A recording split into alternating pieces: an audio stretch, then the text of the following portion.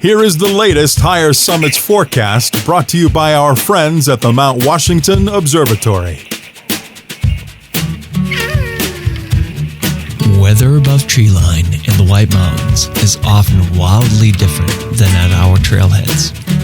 Before you hike, check the Higher Summits forecast at mountwashington.org. Weather observers working at the nonprofit Mount Washington Observatory write this elevation-based forecast every morning and afternoon. Search and rescue teams, avalanche experts, and backcountry guides all rely on the Higher Summits forecast to anticipate weather conditions above treeline. You should too. Go to mountwashington.org or text forecast to 603-356-2137.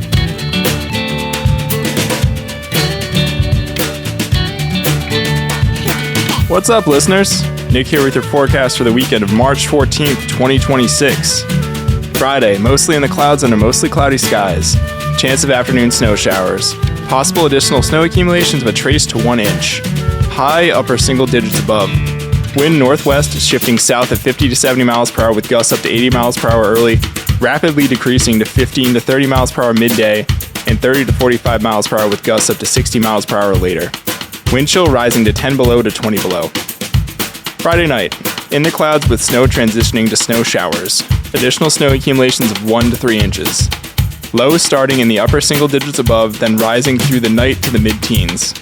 Wind south shifting west at 40 to 55 miles per hour with gusts up to 75 miles per hour early, 35 to 50 miles per hour with gusts up to 65 miles per hour midnight, and 35 to 50 miles per hour with gusts up to 60 miles per hour later. Wind chill rising to 5 below to 15 below. And Saturday, in the clouds with snow showers, additional snow accumulations of 1 to 3 inches. High steady in the mid-teens, then falling to the upper single digits above late. Wind west shifting northwest at 35 to 50 miles per hour with gusts up to 60 miles per hour early, 50 to 70 miles per hour with gusts up to 80 miles per hour midday, and 60 to 80 miles per hour with gusts up to 95 miles per hour later. Wind chill falling to 20 below to 30 below. So it looks like winter is back for this weekend. Got some variable conditions up on the higher summits. Stay safe, happy hiking, and go crush some peaks.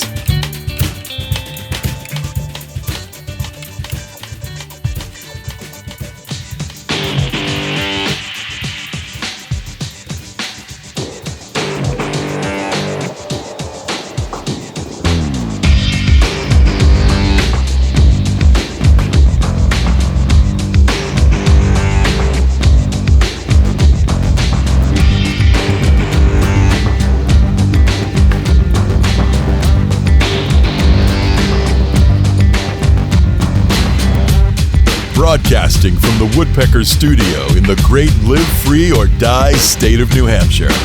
Welcome to the Sounds Like a Search and Rescue podcast, where we discuss all things related to hiking and search and rescue in the White Mountains of New Hampshire and beyond. Here are your hosts, Mike and Nick.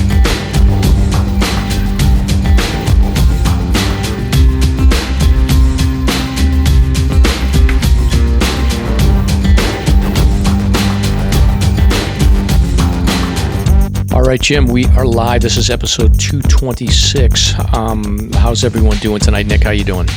I'm doing well. How are you doing, Mike? Good.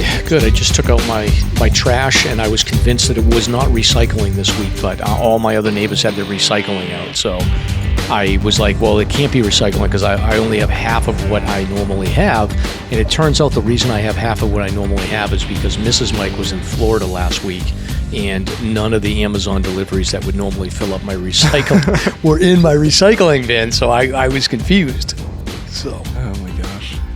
Yes. Does she crush up the boxes nicely before putting them in the bin?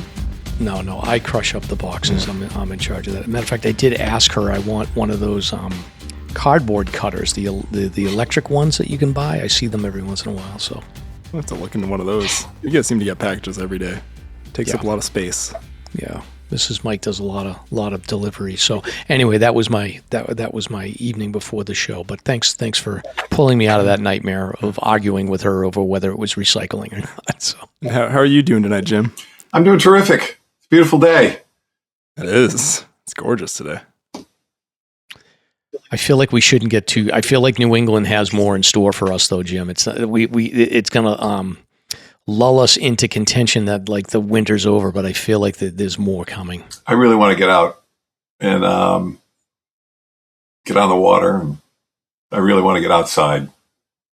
Yeah, I agree. I've been taking like the last 2 days. I've taken little lunch breaks where I've just sat out on my deck in the sun with my daughter. She works remotely too, so we've been taking 15-minute sun breaks, which has been nice. So, but I think we've got more bad weather coming. I can't accept that we're over it yet. So, all right. So, welcome to episode 226 of the Sounds Like a Search and Rescue podcast. So, Jim, we put this together, so we're going to hype you up here, but let us know if we miss anything. But this week we are joined by Jim Thorsen, who just returned from an incredible trip that took him around from trekking in the foothills of the Himalayas in Nepal to nearly a month traveling across India. He visited temples. He went on safaris. He saw the sunrise at the Taj Mahal. He did tea plantations, Kerala backwaters, and a full sensory overload of cities like Delhi and Mumbai. So we're gonna talk about that. I know a little bit about India, so it should be fun. We're also going to welcome back Stomp. Stomp is going to return for a special segment on communication in the wilderness. So he's going to cover how hikers can be better prepared and stay connected when things go sideways, and why good communication is often the difference between a minor problem and a full-blown rescue. Plus, we've got a bunch of New Hampshire topics, including shoulder season hiking reminders as the weather warms up, but winter may not completely refuse to leave. We've got the upcoming live show at the Mountain Wanderer coming up, so we'll talk about that. There's some political drama around the Fryeburg Fair in Maine that we'll talk about. A look at how the Common Man Welcome Centers somehow turned rest stops into a $25 million operation. Maple syrup season is ramping up across the Granite State. We'll talk about gear, including snowshoe sales and waterproofing strategies. There's a music minute. And then we've got updates from our friend Dave, somewhere down on the Appalachian Trail around Neel's Gap. We've got recent hikes, listener shout-outs, and I'll probably throw in a dad joke. And but that's it. We got a lot going on here. So I'm Mike. And I'm Nick. Let's get started. Let's get started!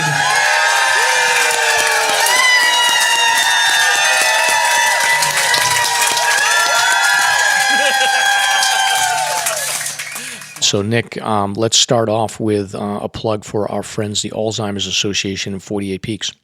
Sure. So use your passion for hiking to end Alzheimer's. Join 400 plus hikers as they climb New Hampshire's 4,000 footers or create their own challenge to support the mission of the Alzheimer's Association. The annual hiker celebration will be Saturday, June 13th at Ledge Brewing with raffles, food, and an amazing community. Hike that weekend or any day you want this summer. No fundraising minimums, but those who raise $125 will receive the annual performance grade t-shirt and a ticket to the hiker celebration. Let's turn the White Mountains purple to end alls. Visit alls.org/48peaks to learn more. And we also have a team that's going to be hiking Mount Adams out on June 13th. And Mike's been supplying the link to said team if you want to join us. Be me, Mike, Nobby. I think Andy's going to join us. It should be a good time, and we're going to try to head up to Mount Adams. All right, yeah. So if you are interested in joining the SLASRPodcast 48 Peaks team, it's going to be June 13th. We'll be hiking Mount Adams, and you can sign up. Shoot us an email. Let us know that you've signed up, and I'll get the communications out to the team probably in early April. So right now it's just fundraising mode. So raise a bunch of money for Alzheimer's. That's the goal. Yep. Excellent. All right, Nick, what is our first topic of the evening then that we want to cover? So first, we wanted to remind everybody that we have a live show coming up at the Mountain Wanderer in Lincoln on Saturday, April 11th. We'll be there from 2 to 5 p.m. I think the plan is to pretty much do a live podcast. Maybe we'll have a couple of friends join. You can come hang out with us. Stomp should be there as well. And should be a good time with the new owner of the Mountain Wanderer for us. And I'm imagining there'll probably be a pretty good crew of people there. Yeah, and Nick, I stopped by the Mountain Wanderer bookstore over the weekend. I was skiing in Loon, and I stopped by on my way out. I wanted to pick something up, and I wanted to check out his wife Caroline's little shop next door. as well. So I went in there, and she's got a nice little gift shop in there, which is cool. So I picked up a little something for the office here, and there was some listeners as well that were there when I came in that said hello and said hello to you as well. So everything's good. He's got stickers there. We'll talk about that later. But yeah, it should be good. We'll be a little bit tight in there, Nick, but it should be fine. He was showing me where he's going to clear out a little corner for us to hang out. Gotcha. Yeah, it sounds good. I'm definitely looking forward to it. Yep. Yeah, it should be good. And then I made the rounds in Lincoln on Saturday. I went over to Bergen as well, and I splurged. I got a new Tuckerman shell, and I got a new Bond quarter zip, which I'm wearing right now. It's pretty good. That does look nice. Do they have any sales or anything going on? No sales at this point, but I think that you keep an eye out. I think that they have a clearance site, and they have a bunch of T-shirts and stuff that are pretty reasonable. And the place is fantastic. And I was showing my friend, I was explaining to him like the weight to warmth ratio for those Highlander hoodies, and a lot of the products that they sell are really, really good. So, and I'm loving this quarter zip. So cool. Yeah, I might have to take a look at their shells as well. My shell that I currently have is a little big, so I might be maybe I'll poke in there at the end of the season.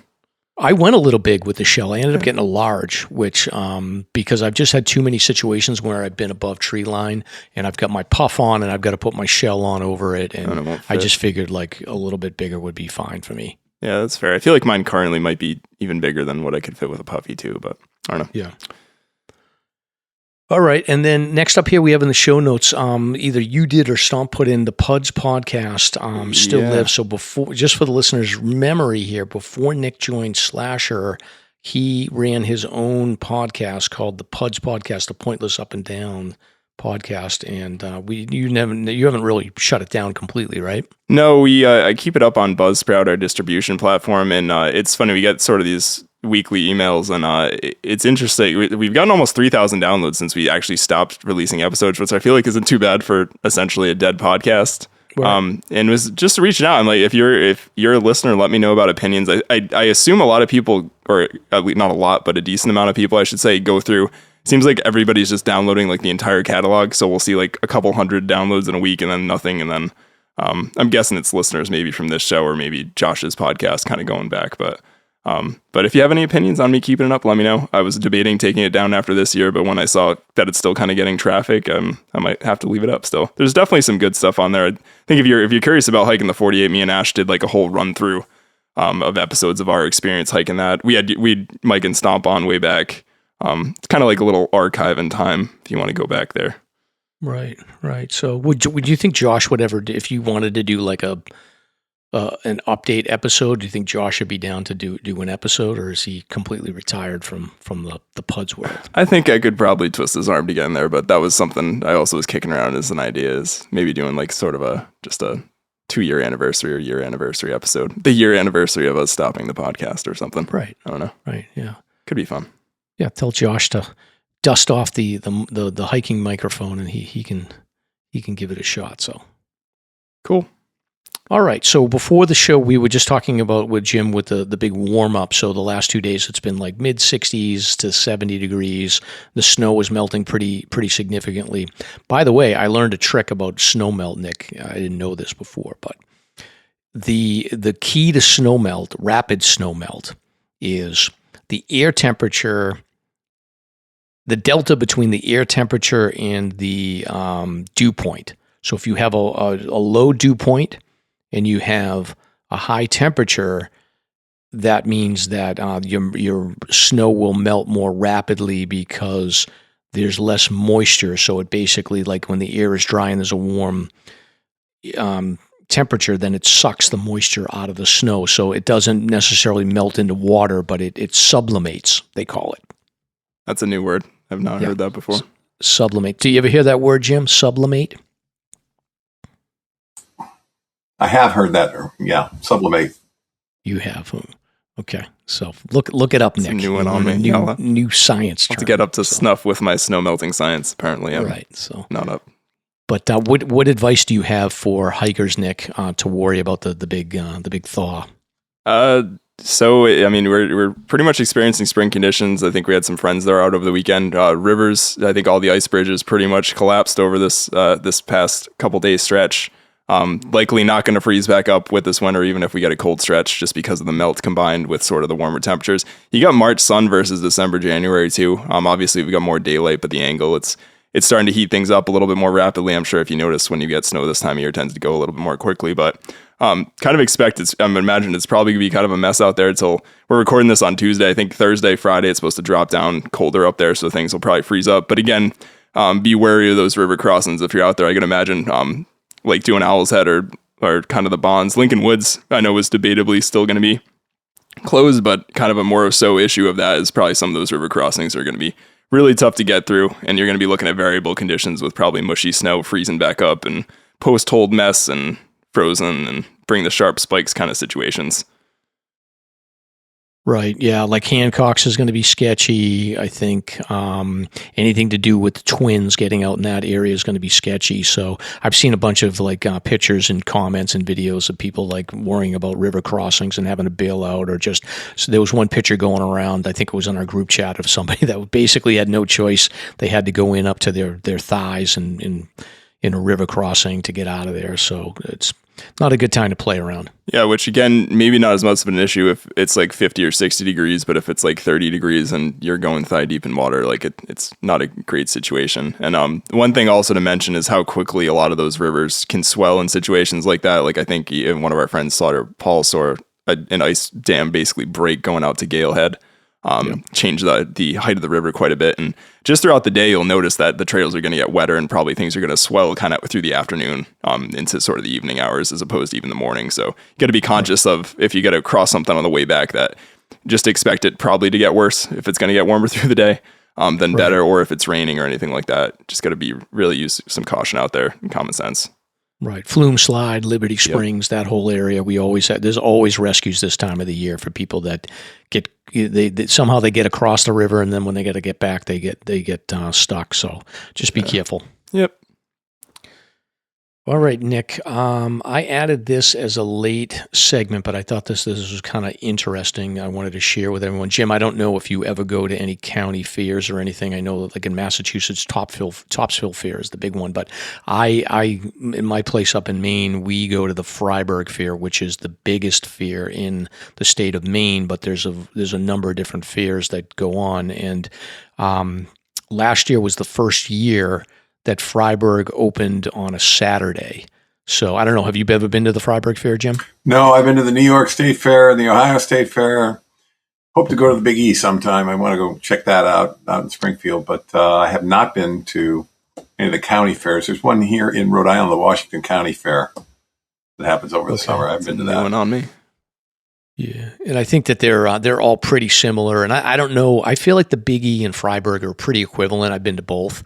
But I'm assuming Ohio must be huge, but and I don't know about New York, but the Fryeburg Fair it's an institution. I think it's been the way that these fairs were structured is they go back to the 1800s, and they were scheduled very deliberately back in those days because farmers and anybody involved in agriculture would essentially, for a 2.5 month period, they would go from county fair to county fair to county fair, and that's how they would make connections. That's how they might be able to get supplies, connect with people that want to sell their livestock to, sell their harvest to as well. So they would go to these fairs. So the historical agreements were that you would have these smaller fairs that people would go to, and they would be sequential. So the farmers would all move from one fair to the other, and there would be no overlap on the date, right? So that tradition has carried over for the last 125 years of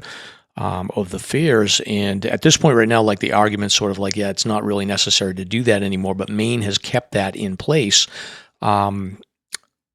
So last year was the first year where the Fryeburg Fair, typically it will run from a Sunday to a Sunday, so about 8 days, right? So they'll announce their schedule, and typically on that Saturday beforehand, people will come in, they'll get set up, you'll have the people that are going to live at the fair for the week, they'll get their RVs all set up and whatnot, and then the fair starts on Sunday, so it's fine. And typically the way that the schedule has been handled is the Cumberland Fair, which is a pretty good sized fair, but not as big as the Fryeburg Fair, ends on that Saturday. And then people will move from Cumberland up to Fryeburg if they're following the fairs. But last year was a big change. Fryeburg decided that they were going to open on a Saturday. So that was a new schedule for them, and there really wasn't any regulations in place to limit them. They just sort of by a handshake agreement had agreed that they were going to stick with the Sunday start so that the Cumberland Fair could go. But what's happened now is that after that happened, one of the state legislatures, one of the state representatives that represents Cumberland, filed a law with the House of Representatives in Maine that essentially what this law does is it defines what counts as an agricultural fair. So they basically define it to say, like, you have to have livestock, you have to give awards for the livestock, you have to have agriculture, you have to give awards out for it, you have to have certain types of competitions. And then it also prohibits fairs from operating outside of their license dates. So I think what Fryeburg did last year is they said that, like, our license dates for our fair are Sunday to Sunday, but they had a pre-fair celebration day or a pre-fair expo day. So they kind of went around the laws, but there was really no enforcement available to even stop them from doing it. This new law actually allows the agriculture commissioner in Maine to suspend the fair license if they violate that, and they have very clear definitions on what would be a violation of. So essentially, like this whole we're just doing a pre-fair day. Like, they have very clear definitions around it. So this law was created specifically to block Fryeburg from having that Saturday event, and it's going to pass the Maine state legislature. So Fryeburg put out an announcement and said, look, we're stuck. We can't do another Sunday. We have to do Sunday to Sunday. We can't do Saturday. Which is interesting, because if I were the Fryeburg Fair, I would call the bluff and I would do the Saturday and see if they really shut me down. Because that would go over like a lead balloon, I think, with the state of Maine. But they're going along with it at this point.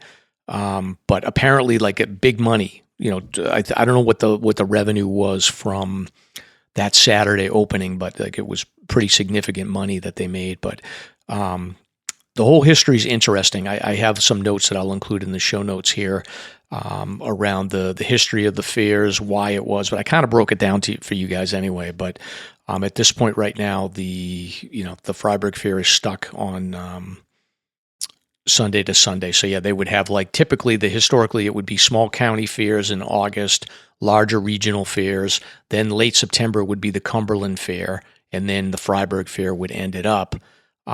Some vendors were complaining online to say I wanted to go through Cumberland all the way to the end, but I had to leave early in order to get to Fryeburg Fair. So there is a little bit of that going on, but I thought it was an interesting drama. The fact that they would make a whole law just to screw the Fryeburg Fair from not doing their Saturday. Yeah, it's very specific type of politics there, I think. What is the big concern just that they're taking away from basically the Cumberland Fair and the revenue that they're making, or? I think so, yeah. I think that's the deal. I don't know what the revenue loss was for the Cumberland Fair, but they're about an hour and 10 minutes away, I think. So I don't even know if there's really anything to it. Yeah, they're neighboring towns though, right? Or not really. Oh, not really. Okay, I don't have a map up, but I was gonna say it's not like they're next to just each other. To throw it back to so Jim's a Cumberland native, the town I grew up in, and we have the Cumberland Fest every August, but it's I think of if Woonsocket or someone else put up a competing fair, and then Rhode Island made a law specifically so that they couldn't sort of compete with each other and be open at the same time. It just seems kind of odd, but there we go. Yeah. And I don't know the political alignment. I think that the state of Maine, maybe, I don't know what the political party alignments are. I think that maybe it's a split legislature, maybe not. But I'm assuming that there's probably some influential state legislature in Cumberland that pushed this. But he's able to, whoever he or she is able to round up enough legislative support to get this law passed. And then it sounds like the governor's going to sign it into law. Yeah, somebody knows somebody. Yes. So anyway, I'll keep an eye on it, but I would be rooting for Fryeburg to just, go against it and really test to see if the agriculture department would shut it down. Who's going to enforce it? They're going to have the state police to go in and shut it down? I don't know. TBD. To be determined. All right. What do we get next, Nick? So let's see. So Jim, do you ever use ChatGPT or anything? When you use any of the once in a while, it's I've had to check over the way I've written something before. Yeah. And it really does write in a way doesn't sound like me. Yeah. Yeah. I think the sort of the contextual clues about like your personality and the way that you'd say things, it's tough with AI picking up on that. So I bring this up because Mike we both use it extensively through the podcast. It's very useful for looking up New Hampshire history, albeit you usually have to trace down the links and make sure it's not making up stuff sometimes. But Mike's been pretty good with sort of setting up these different sort of ChatGPT apps and things like this. And Mike, you were sharing this with our hiking group, but I thought we had to mention it to the greater masses, and also let them know sort of what a nerd you are with New Hampshire history and actually writing sort of automated things that can run through publications now from the 1800s and bring back information. But in all seriousness, I thought it was really neat. I checked it out a little bit. So you want to kind of fill us in on the details? Yeah. So I think, Jim, in your case, I'd be curious, like, there's advanced tools that you can work with in these AI systems. Like, in theory, you could load any number of emails or documents that are written by you and potentially coach the AI to say, like, all right, I want you to write in this style. And it may get a little bit better, but there's these tools within these AI systems that you can basically create a walled-off environment that only focuses on the topics at hand, depending on what sources you provide to it. So what I've done, I've been playing around with these tools a little bit, mostly to get better at understanding them so that I can apply them to my work environment. But as a hobby project, I've been using hiking history documents because a lot of them are readily available. So I built this little project around the Wanalancet Outdoor Club. So the Wanalancet Outdoor Club, we've done episodes on them before.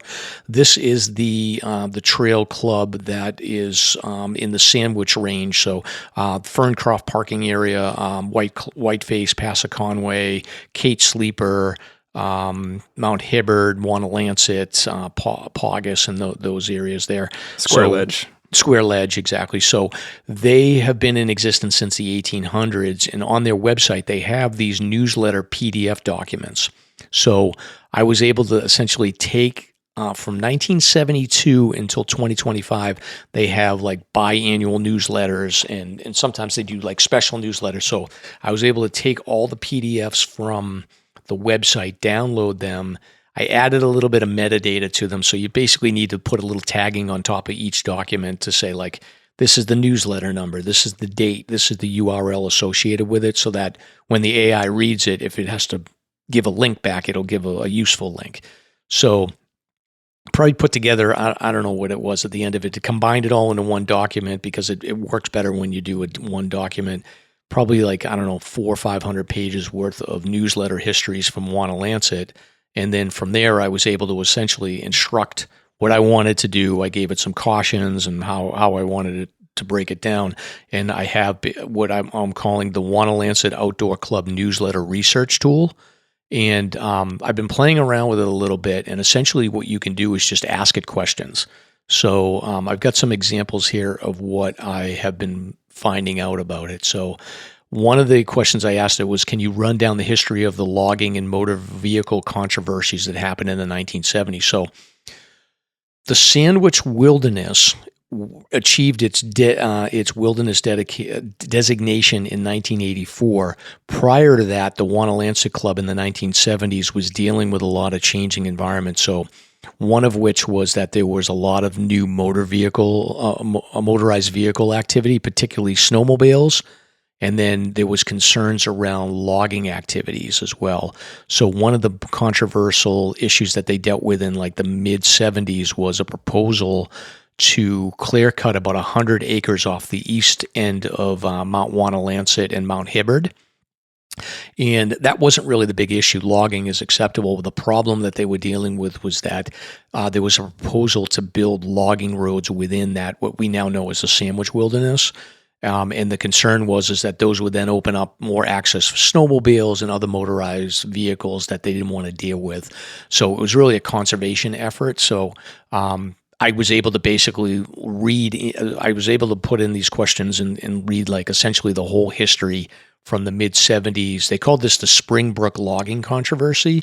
And it was this GPT that I built, a researcher, was really able to go through the whole history of the Springbrook logging controversy, the snowmobile policy debates, the long-range forest planning that was involved in this, and then it sort of broke down how the outcome basically of this. So they did actually allow for the timber sale and the acreage to be clear cut, but they were able to get an agreement that they would mitigate the any of the logging roads that were in place. And then over time, they actually ended up, I guess they ended up being able to get a lot of concessions from the Forest Service around motorized vehicles and whatnot.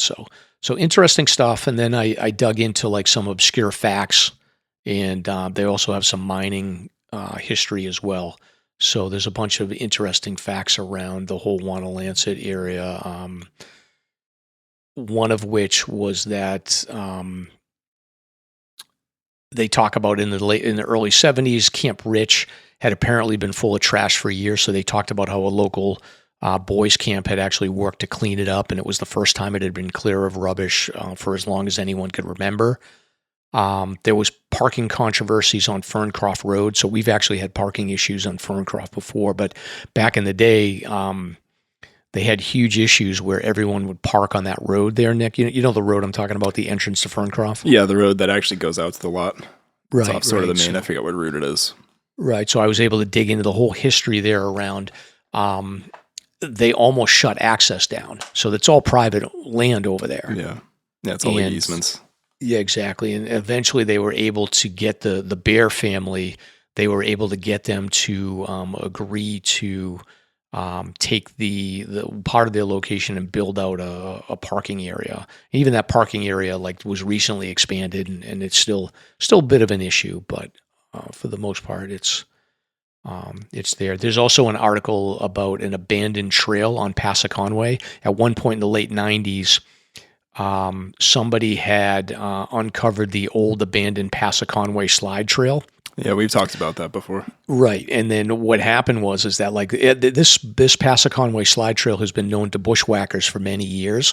But what ended up happening is that somebody decided that they were going to reopen it on their own. So they put a sign up to basically say this is the reopened Passaconaway slide trail, and they had like their own initials on it and everything, TS. Wow. That's and bold. Then they actually did trail work to clear the trail system to get the slide built up all the way up to that overlook that you hit on Passaconaway. You know the sign that says view? Oh, so it comes up there. Yeah, that makes sense. It ends up there.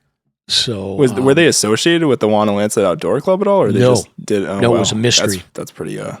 Yeah, it was unauthorized. So they had to basically work with the Forest Service for a couple of years later to shut down the trail and basically obscure it again. Because the problem is that I guess as you drop down from that viewpoint, the ledges is just very dangerous.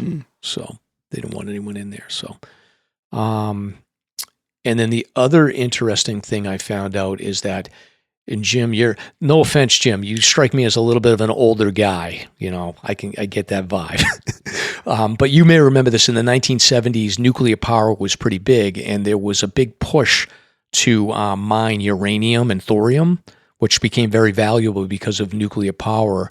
And one of the areas that they had proposed that was looked at as a potential mining area was the Sandwich Range because of the granite pockets, I guess, that are associated with uranium are usually pretty fruitful for mining. So that was another thing that they had looked at in the 70s. So there's a whole bunch of things. You can go down a million rabbit holes with this research tool, and you don't know where it's going to take you. But there's like hundreds and hundreds of subjects that are covered in these newsletters, and this is just touching on it a little bit. But I'll share this in the show notes, and if people want to check it out, they can play with it a little bit.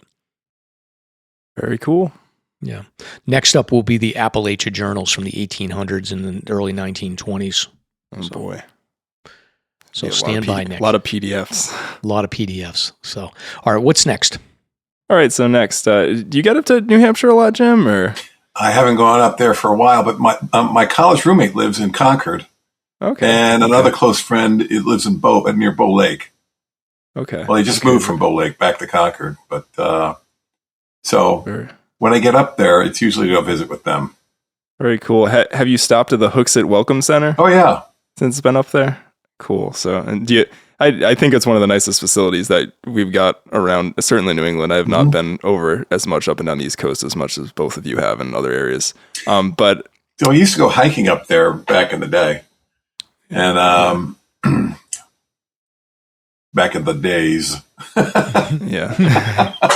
Yeah. And I had some adventures up in the White Mountains and Kamangas Pass. And my college roommate is very active in being on the mountains. And his actually, I was hoping to connect you with his son, who's actually a guide that does snowpack backcountry guiding in Montana. And his cool. friends were involved in that avalanche that killed all those people. Some of those people were his friends. Oh, jeez. That's horrible. But my friend is very active in skiing and hiking. And but I haven't been up there for a while to do that. Did you get up any of the 4,000 footers back in the days? Yeah. We did a couple of the President Mountains. We've been up to Mount Washington. Cool. Haven't climbed it, but yeah. Most of my hiking in the most recent years, Nick, was with your dad. Okay. So I don't know if Nick told you this, but Nick's dad and I grew up together. Okay, yeah, he gave me a little bit of background. He was a very good friend. We grew up, went to high school together. Then I moved away after college and in 82 and didn't move back until 95 and was working all the time. So after my kids were more or less grown, Nick's dad and I would go out and we'd do short hikes. It was the way of getting together. So we did Wachusett a couple of times, once in the snow. And Nick, you came with us on one of those, didn't you? With Ashley? I did. Yeah, I did. We had a good time. Yeah. And I went with another friend another time. Most of the hiking we did, though, was local. We did parts of the Warner Trail. We went up Diamond Hill many times around the monastery. And just local hikes like that would take a couple of hours because I was working at the time or had just recently retired. And it was good to hang out with him. He was a real good. It's been about 4 years now, hasn't it, Nick? Yeah, just about. I miss 4 years. Yeah, me too. He sounds like a good guy. Nick talks about him quite a bit on the trail, and I know that it was a tough loss. But I'm curious, Jim, did he talk about Nick a lot when he was on the trail when Nick wasn't around? Was he like, oh my God, I don't know about this kid? He loved his son, and actually, my daughter, I think, was a year behind Nick in high school. So it's one of those Rhode Island things. Yeah, Biz, we were in chorus together, and I think she did Clef Singers as well. Yeah. So Jim, do you remember Nick as like a little kid? Yeah. He was a towhead. What was he? He was a, what was he? A towhead. What's that mean? Shock blonde. Oh, yeah. Very, very blonde. Nice kid. Yeah. Was he a mellow kid or was he like a rambunctious kid? I think he was pretty mellow. Yeah, he strikes me as being a mellow. His dad I was a very huge mellow. pain in the ass. Yeah. So yeah, we have our rambunctious moments, but yeah. Did you ever see him like have a meltdown or cry or have a temper tantrum over everything? No, I remember him singing in high school. He was a good singer. He's a good singer. Oh, he's still a good singer. So thank you. So all right. Thank you. I'm digging for some dirt here, people, but I'm not. I have nothing bad to say about him. I haven't hit any uranium, so yeah. Nothing yet. Maybe we'll have to dig up more people that knew me and associated in my past. Oh my God! If anybody knows my background, I'd be horrified. So, yeah, I gotta go down that. I gotta get a Chat GPT for that at some point. Oh boy. All right. Anyway, but anyway, back to the common man though. Yeah, I was going to say, so if we've been by those Hooksett centers before, this is me. I was just kind of reading WMUR on Monday morning and kind of combing through some stories for the podcast as we do sometimes and seeing if there's anything interesting. But if you've been through Hooksett, you're probably familiar with the common man. I personally love their breakfast sandwiches in the morning. It's kind of a staple for me, or I'll get like the cider donuts to bring back for like the rest of the family, Ash always likes the potato chips. They make like kettle cooked potato chips that are way too expensive to get, but I end up getting them because that's what I've been tasked with if I'm usually up hiking for the day. But they had an interesting little video here, which we'll link. And it was basically with their sort of manager of all the stores, and some fun stats kind of on the common man. And basically that they're actually looking at expanding. I think they've got 6 or 7 locations now around New Hampshire. 4 million visitors last year went through those rest areas on I-93. So they made almost $25 million profit for New Hampshire's economy, which is a pretty good chunk. They paid over $3 million in property taxes. Over 55 New Hampshire businesses contribute products for sale. So I think when you go in there too, you'll notice that the beer and the food and everything else, they've got a lot of different New Hampshire businesses that they kind of help sort of peddle their products and sell them. And they're actually looking next to actually build one right inside Concord. They also employ 400 people. And one of the bigger questions, it's funny, the interviewer was sort of getting a chuckle out of him, but they were asking, when are you going to finally build one off 95 in that corridor? So the common man is also in the process of bidding on sites along the I-95 corridor with the state. It sounds like they've got some competitors. Hopefully they win it.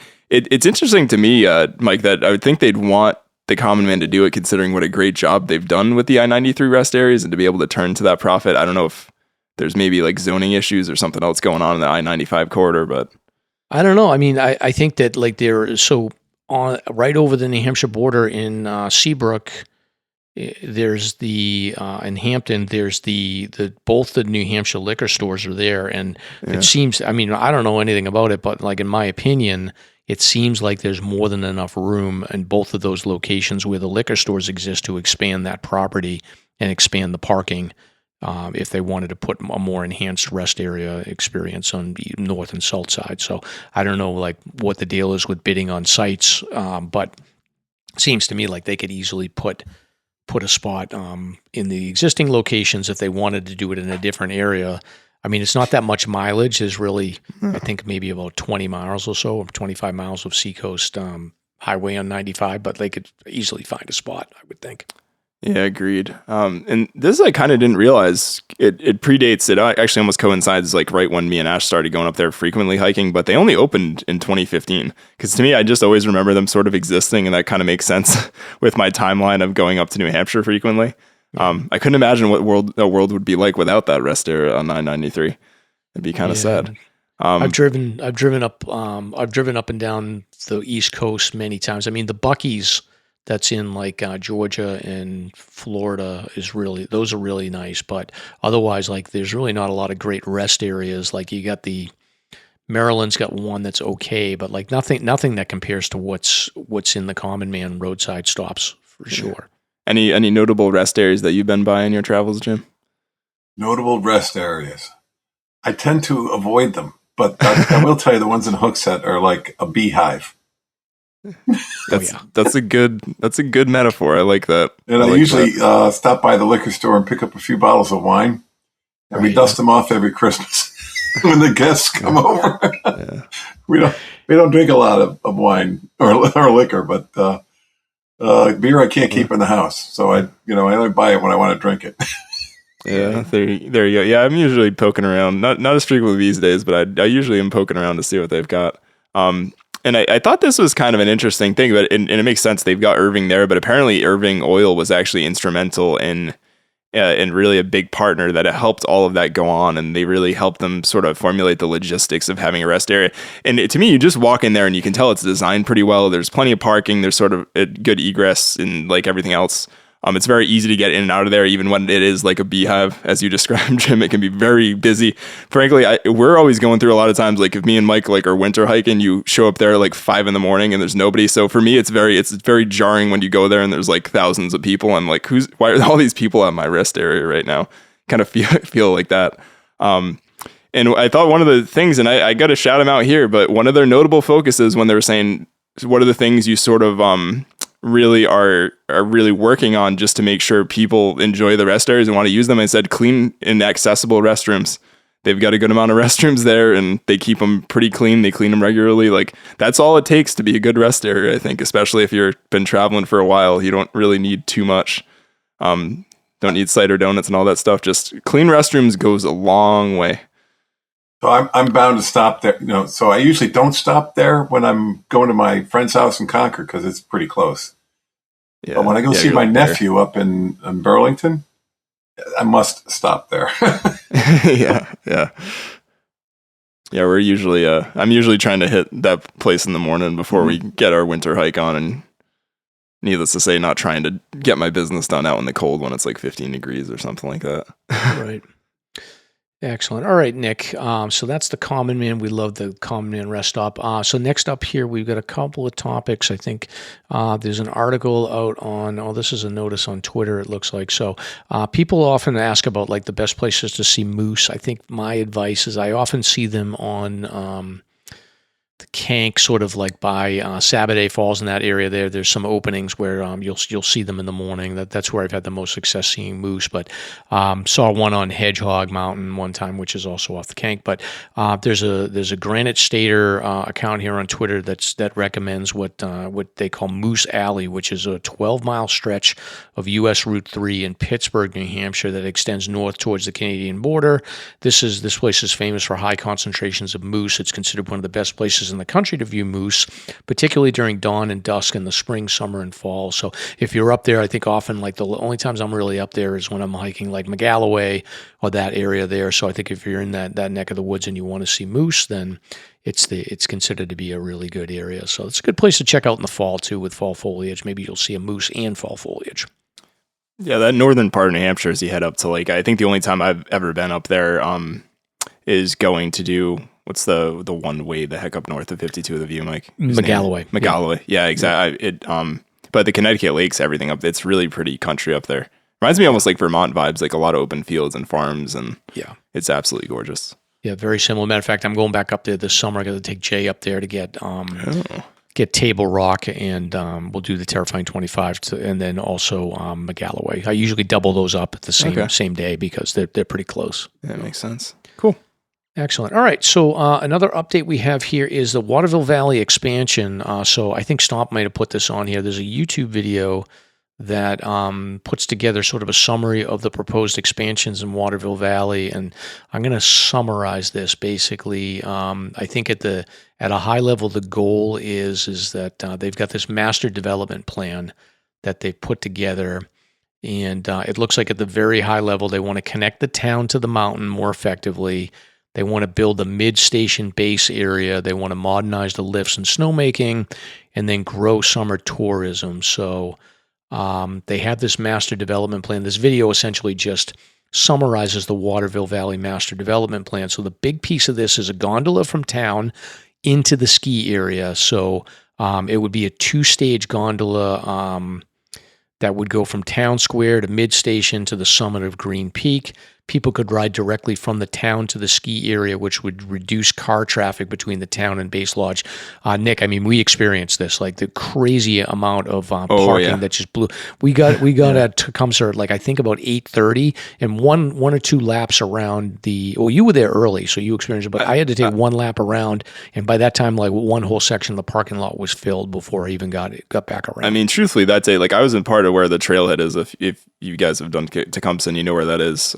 Listeners, but like you guys got there maybe 7 minutes after me. Like it wasn't that big of a difference, and like I had ample parking, and it's like once it hits 8:30 there, I think, and they open the lifts, I would assume around 9. It's kind of wild over there.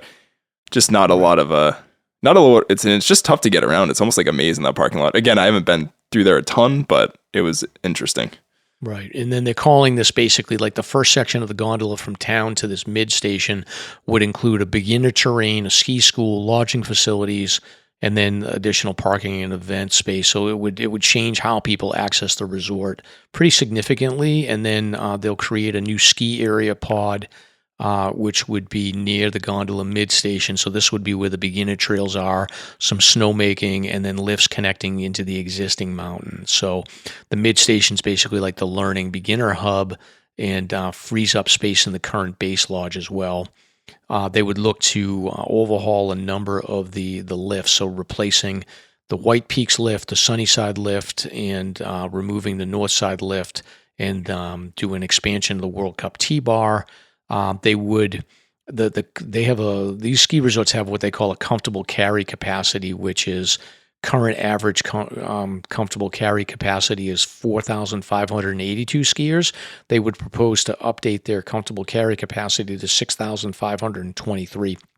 So about a 40% increase. So they would have more lift capacity, additional terrain, and improved infrastructure. So this comfortable carry capacity is basically the land use agreement that they have with the state on how they're going to manage the crowd control. So they would expand by about 40%. In addition to this, they would expand the Nordic Trail system, which is currently fragmented. So they would connect the disconnected trail segments and add about 4 kilometers of new Nordic trails, and they would reduce the road crossings. And then the mid-station area would also include Nordic trails with snowmaking. They would increase the new their snowmaking reservoir they basically expanded it with a 33 million gallon snowmaking pond, which would allow for 100% snowmaking. Currently, they do about 85% of the terrain is covered. And then 2 new major buildings, the mid-station complex and the summit building at the top of Green Peak. This would include lodging, parking, ski school, event space, and then the summit building would be restaurant, event space, and scenic destination. So this would basically shift it from a winter destination to a year-round tourism. So they would have gondola scenic rides, biking, hiking, events, additional summer activities. And as part of this too, they would look to change the Forest Service permit boundaries. So some ski expansion areas proposed in the earlier plans, I guess they had some earlier plans that being abandoned and swapped out for new expansion areas. So essentially, like you're looking at Waterville as a traditional ski resort with one base, they would change this to be more of a European-style ski town connected to the mountain by the gondolas. So making the town center and the ski resort operate as an integrated destination. So pretty cool stuff. Yeah, it's an interesting overview. It'll see what they can get. Again, I still am in the mind. I think they've been trying to do this since almost the 70s and 80s at this point. So I think they're probably asking for more than they'll get. But it seems with how much steam this has, I think it'll be surprising if they don't get to expand to some degree. I know a lot of people, it expanded to Green Peak and doing all that and kind of ruining the Grand Traverse. I think most hikers aren't a fan of. Kind of ruining that sort of beautiful area and the woods. And they had sort of those complications. We've gone over this, I think, 2 or 3 times now they have Canada lynx territory up there. And I think a couple different birds that nest up there that they'll have to sort of contend with. So be interesting to see what does finally. I'm sure this is going to be going back and forth as it has for a while. But it'll be interesting to see where this goes. Yeah, my wife's sister used to have a place, quarter share, one of the condos up there, and we used to go up in the summertime with the kids when they were little and go hiking, play golf. They have a beautiful indoor swimming pool. And I was surprised over the years how it grew. They ended up leaving about 4 or 5 years ago, and because they bought a place in Holyoke, so they're right next to Mount Tom. They don't need to go up to New Hampshire anymore. They're not really capable, but we always had a lot of good times and a lot of good memories from going up there with our kids. Yeah, it'll be interesting to see if they put that gondola in. That would be really convenient. Like, just imagine like they're able to step outside, take a short walk to get to the gondola, and then you could, even in the summertime, that'd be pretty good. You just take the ride up there and you get that nice scenic view as you get towards the mountain. Go get go eat at one of the restaurants, and then take the gondola back. Like, be a pretty cool experience. Yeah, there's so many nice trails around there. It is like a nice little self-contained, even though it's a bit of a ride off 93. It's a nice little self-contained area. You kind of go there and you really don't need to leave. Yeah, I kind of don't want people to like find out more about it, but it is what it is. Yeah. Progress. But speaking of progress, Nick, it is maple syrup production season. I didn't know the timing on this, but I guess it's typically February. But because it's been so cold, that the production has pushed out a little bit into March. Is that right? Yeah, so this is pretty interesting. I had heard about this before, ended up finding this sort of article from MUR about it, but basically the sap starts flowing inside these trees during this time of year when you have temperatures that drop below freezing at night, and so the tree freezes, and as the day warms, the sap thaws, and actually there's a pressure change within the tree, and that actually pushes the sap out of the trees. So it's kind of this process of it thawing out that actually produces that sap. And then they just collect the sap and they boil it down pretty much into concentrated sugar, which creates maple syrup. And how much maple syrup does it take to sort of create, or I should say, how much maple sap does it take to create that maple syrup, Mike? They say on average, I did a little bit of research on this. Jim. Jim knows? Yeah, so I have a couple of old maple trees. Well, one of them's gone, but I have maple trees in my yard. And when the kids were little, we decided one year we're going to make maple syrup. And I have a big lobster pot and filled it up with maple syrup. We had 2 taps running over about a period of 2.5, 3 weeks. And I put it in the lobster pot and boiled it. So it had to be 6 or 7 gallons of sap. And I boiled it down to about a pint of maple syrup. And I don't know how much propane it took to boil this thing outside, but it took about 2 days to boil this thing down. So it would, and after I got done with that, I had a little container about yay big. That's too funny. The maple syrup that tasted just like what you could run down to the store in 15 minutes. Right.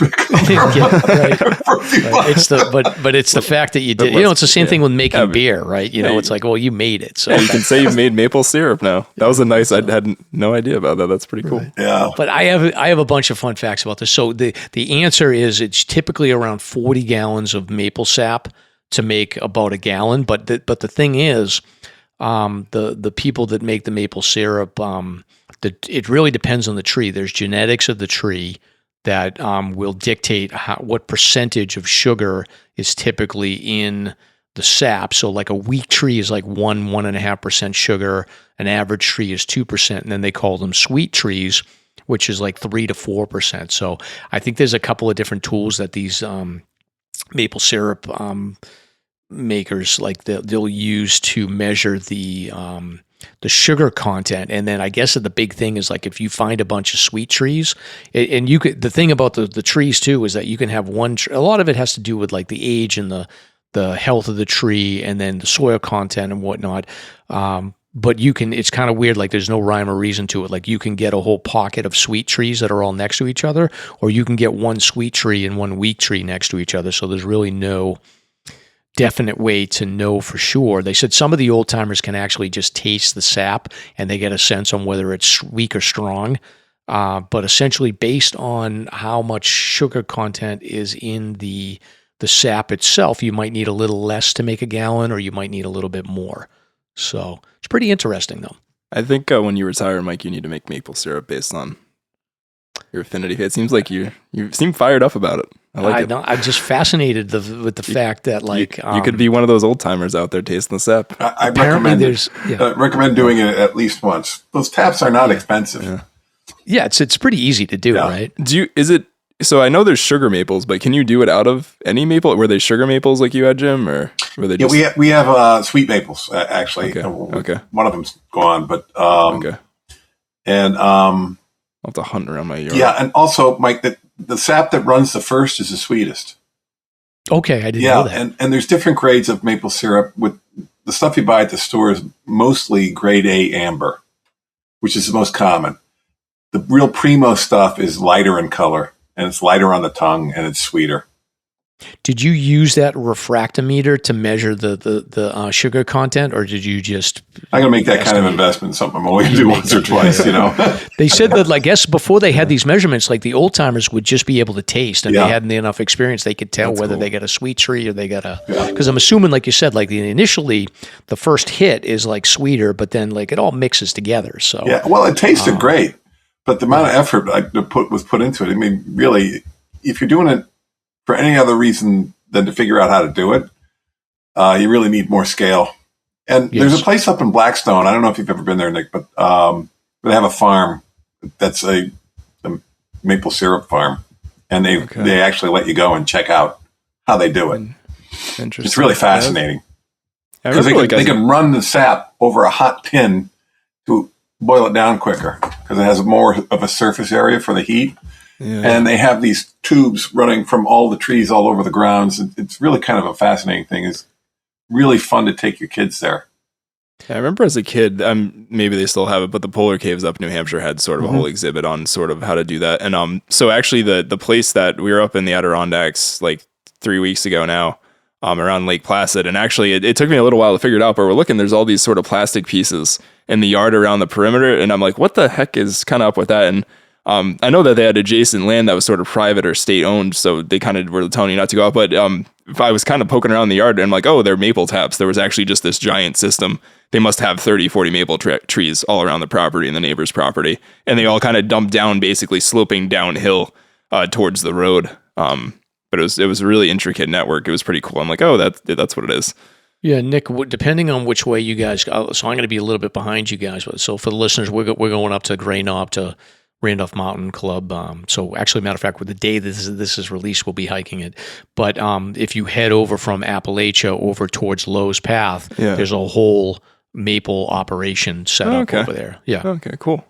So you may see it, but anyway, that's interesting. So Jim, you're a Renaissance man here. You know, you got travels and you've got maple syrup.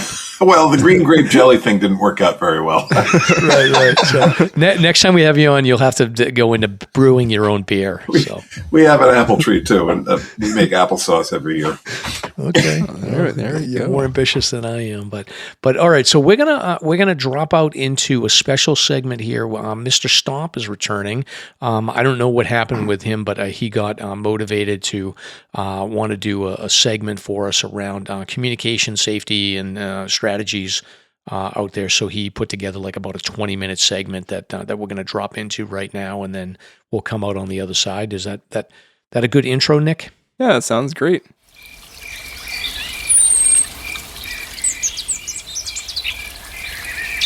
Slasher's hiking topic of the week. Hey everybody, it's Stomp here. Happy spring. Looks like we made it through another winter. It was a hell of a winter, holy moly. Hope everybody's doing good, and I just wanted to jump on here briefly and sort of cover in an overview fashion where we stand as a hiking backcountry community in terms of communication, you know, whether it be cell phones, GPS devices, things of that nature, and to just make you aware of some of the options that you should consider when you are venturing out on trail, particularly in the backcountry. So what I want to do, let's start with what the options are, where we stand currently, when you have cell service. So of course, you know, most of us hike with our cell phones, and we know that service is spotty at best. There are some places that are better than others for service. Sometimes you can make a call, sometimes you can go live stream, whatever you want to do. Sometimes you can text, but again, that depends on the location you're in. So let's talk about that first. So in areas where there's maybe some cell coverage, and by the way, this is assuming you're in a pickle, say you've been injured, say you're lost, whatever it may be. So I just want everybody to think of these options with that point of reference. So when you have cell service, you know, your smartphone is working, maybe you can't make a call. If you can make a call, your best option is to call 911. That is clearly the cleanest way for rescuers, fish and game to find you, to find your location, to know where you are. If you're able to make a call, fantastic. You know, you want to provide your location. If you have the ability on your cell phone to use GPS coordinates, if that's available, fantastic. I know there are many apps that we may mention here, like the Apples do provide your latitude, longitude, your GPS location. So if you can, provide the 911 operator with your location. You definitely want to describe the emergency that you're facing, the number of people affected, you know, let them know if there are any injuries. And if possible, again, assuming that you have sufficient service, stay on the line. Okay, so that's your number one when it comes to a cell phone. If you're unable to actually connect with 911 via a phone call, try sending a text to 911. I know that is an option in many regions of the U.S.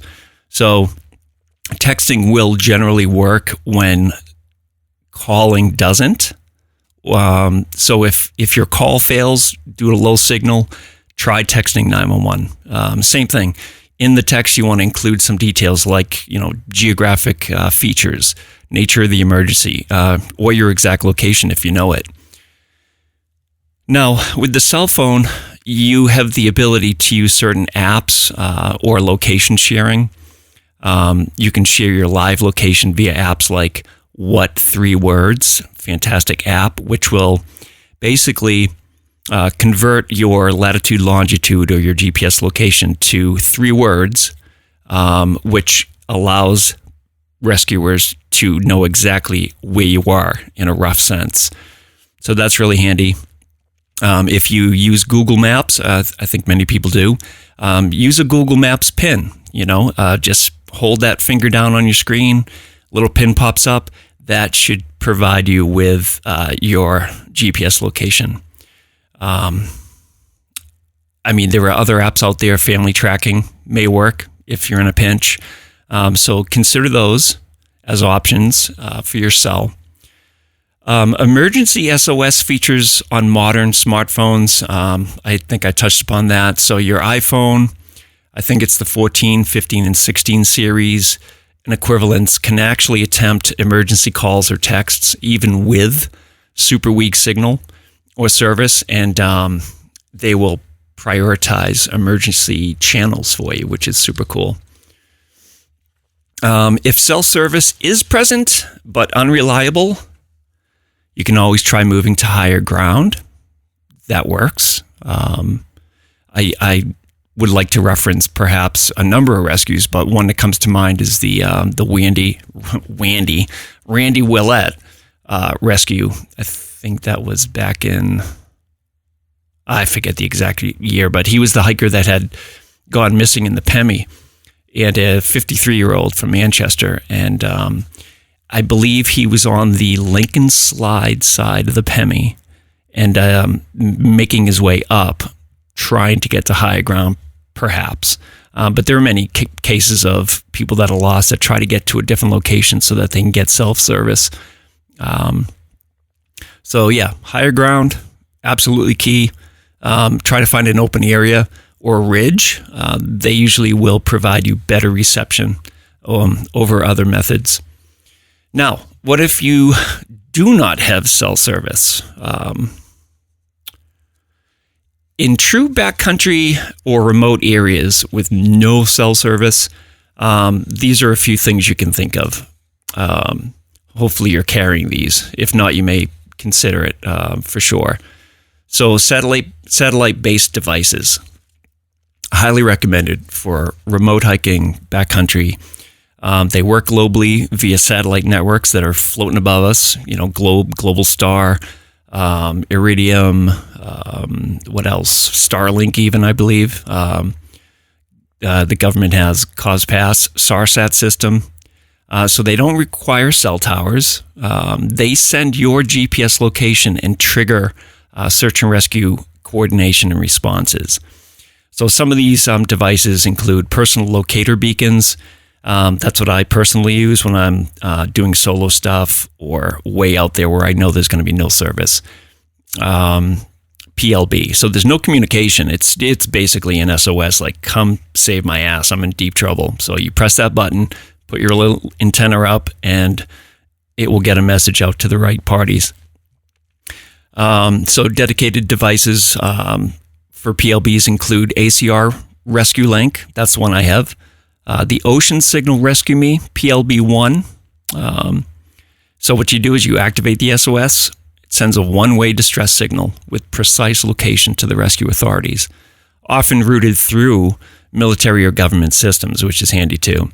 Generally, no subscription is required with these. I know that's the case with my Rescue Link. I bought it once several years ago. The only thing I have to do with that is swap the battery out for like between $30 to $80 every five years.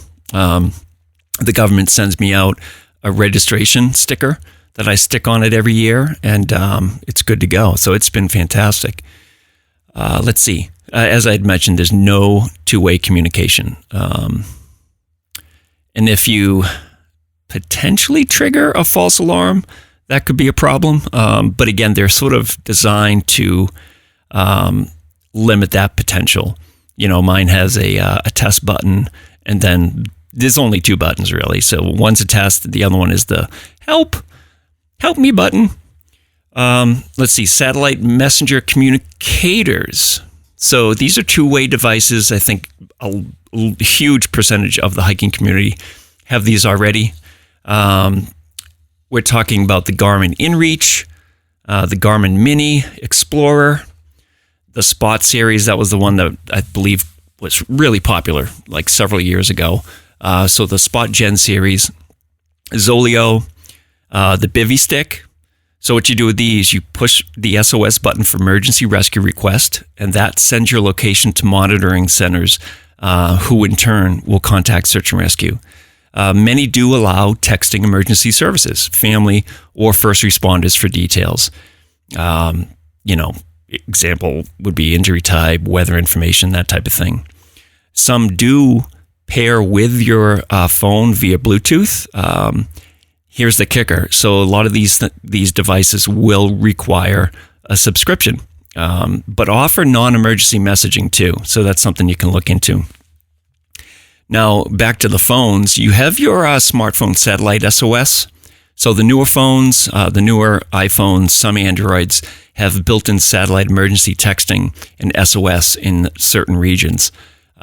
If you're looking into this, make sure that they work in New England. I know that's primarily where our listener base is, but you definitely want to look into that to see if that's an option. So what these do, it causes your phone to directly connect to satellites for short messages to emergency services when no cell or Wi-Fi service is available. It's limited to text. There's no voice, so you want to be aware of that too. Now, here's a really cool one. Back to that Randy Willett rescue. I do want to talk about traditional low-tech or old-school methods for signaling. I think these lately have gone by the wayside. People don't often think about them, but I'm telling you, they are so important to consider and to make sure you're aware of. Make sure you have these low-tech techniques in your bag, whether it be a whistle or a light or whatever. Let's talk about Randy Willett. He's in I can't talk today. What the heck? He's in waist to chest deep snow. He's been out there for 2 or 3 days. They're about to call off the search. It's late in the afternoon, and this is actually before my time with Search and Rescue. But I remember this distinctly because I had met Nobby Hikes that morning. I just met him. I never met him before in my life. And he's like, reluctantly, yeah, I'll do a Pemi Loop, sure. So we are on the Twinway, and we see the Civil Air Patrol. We see the Blackhawks flying around. We pass a couple hikers, and they're like, yeah, they're looking for some guy that's been out there for a couple days. Randy, if you look it up, it's public record. At the very last minute, they being the pilots of the Black Hawk National Guard helicopter, saw, if I remember correctly, a red headlamp that Randy was using to signal them. So at the very, very last second, they found him because of that low-tech technique. He was just flashing his light. It's amazing. So they plucked him. His body temperature was extraordinarily low. Lucky to be alive. Absolutely close call. And that's just one sample of many. I mean, there are many stories similar in nature, whether it be a shiny glint of the sun on somebody's gear or a headlamp or whatever it may be, that really saves somebody's bacon at the moment they need it the most. So if you lack a whistle, lack a light, or lack some other flare technique, if you have flares, I know they have emergency flares that you can actually carry too. That's not a bad idea. Strobes. What you can do if you're using a signal device like a headlamp, consider the universal distress pattern. So it's patterns of 3. Basically, whether it's audible or visual, you want to do repeated intervals of 3. That's basically widely recognized internationally as help, the emergency save my butt signal. Now a whistles, you can do the same thing. 3 short, sharp blasts in quick succession. There's also an alpine distress signal that's out there, which is 6 blasts in 1 minute. I think it's, if you forget the number, big deal. Just blow the damn thing. So 3 or 6, pause 1 minute, and then repeat. If you're so weak and fatigued that you can't yell, help, the whistle is fantastic because it's super loud. It carries much further than yelling, and you want to conserve your energy. I mean, if you're on your last leg here, the whistle is a must-have in your bag. A signal mirror or any other reflective surface like a knife. You could use your phone screen, your watch if you have a Casio watch, or even some of these newer Apples or whatever. That glass can be used as a signal mirror. So you want to angle that mirror same way. Flash the sunlight and burst towards potential rescuers. Aircraft, try, aim over at the ridge that you can see, flash that thing 3 times, or even if you know where there's a trail, pick these locations if you're familiar with the region and do that signal. So use the SOS, 3 short flashes, 3 long, 3 short. That's Morse code for SOS. It's really effective, particularly in the daytime, obviously, for long distances. Flashlight, headlamp. At night, same thing. 3 short flashes, 3 long, 3 short. That's SOS. Or steady flashing strobe mode. I know a lot of the headlamps have the strobe mode. You hold the button down on the headlamp and it'll turn red, it'll turn to strobe. So make sure that you have that option. You could certainly use your cell phone flashlight, but again, you're going to drain your battery. So you got to, whatever your situation is in the context, you have to consider that.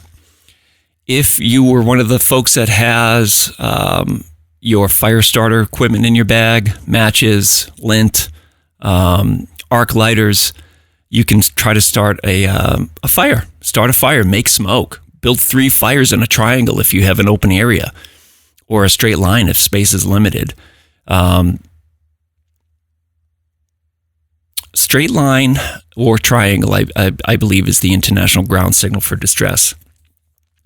If you are doing a fire, you can use vegetation that burns. Grab the pines, grab pine cones, whatever you can find that really smoke up quick.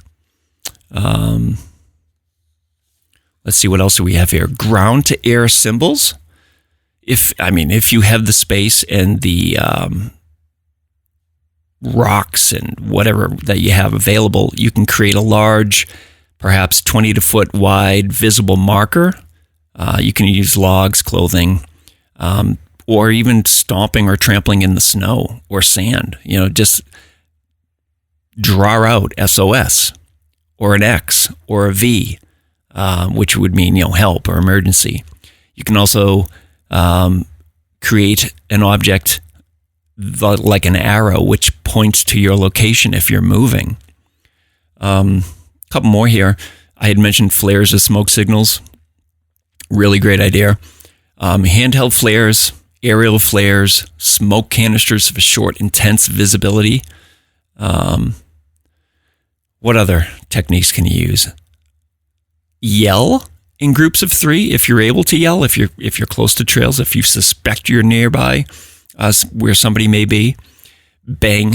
If you have, if you're backcountry camping and you have that coffee can or a pot that you've been boiling water in, bang them on rocks, bang them on trees, make noise. If you have bright clothing, wave them as crazy as you can. You may attract the eyes of somebody that's looking for you. Let's see, the air horn. I don't think many people will be carrying an air horn, but again, that's an option. You can create a hell of a racket with an air horn, as we did at the Full Conditions event at the Bethlehem Colonial. That was fun. So air horns. So those are some options. So you have your with service, without service, your satellite methods, your old school techniques. Please consider looking into those and making sure that you have some options to work with, okay? Some final tips. If you are lost, this reminds me of the recent rescue up on Moosilauke, where a couple backcountry skiers got lost and they went down a drainage on the northwest side of the mountain. From what I understand, the cell phone died very quickly, but before it died, they were able to tell the rescuees to stay put. So that's rule number one. Stay put if possible, especially if you're injured. Moving makes rescues harder, plain and simple. If you're a moving target, it does pose challenges for rescuers. Prepare a trip itinerary or plan. Leave your details, your route, your expected return, your contacts. Leave it with someone reliable, someone that rescuers can get a hold of, that fishing game can contact. Let them know where your car is, all those details. And like I said, carry multiple redundancies, whistle, phone, satellite device if you're able. The more options you have to get out of a pickle, the better. And mostly, don't panic. Don't panic. You want to act quickly, but calmly. False alarms waste resources, but delays can be dangerous. Satellite options, I think in this day and age, we're entering the phase where cell phones will be doing a lot more, but I think satellite options are definitely the game changer right now, especially in remote areas. And whether they be messengers or phone SOS, they often can lead to faster, more precise rescues than just traditional signals alone. Always check device coverage and battery life before heading out. That's a no-brainer. Carry extra batteries if your GPS device requires them. I know a lot of the new Garmin's are actually charged by USB. So before you head out the door on your adventure, charge up, have backup batteries, and you should go. So again, this is just a little quick talk about the communication methods. Obviously, you want to go beyond that and think about your 10 essentials and your extra clothing and your shelter and your water and your food and all that stuff. But that's all I wanted to really talk about. And I think I'll call it a day there, and safe trails and happy hiking. Yeah, we'll see you guys soon. All right, so very good. Mr. Stomp has got everything that you need for communication lined up here. Yeah, excellent. Did a great job. Thank you, Stomp.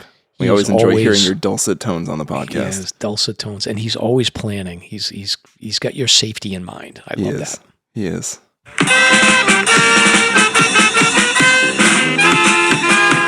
Are you ready for Slasher's Gear Review?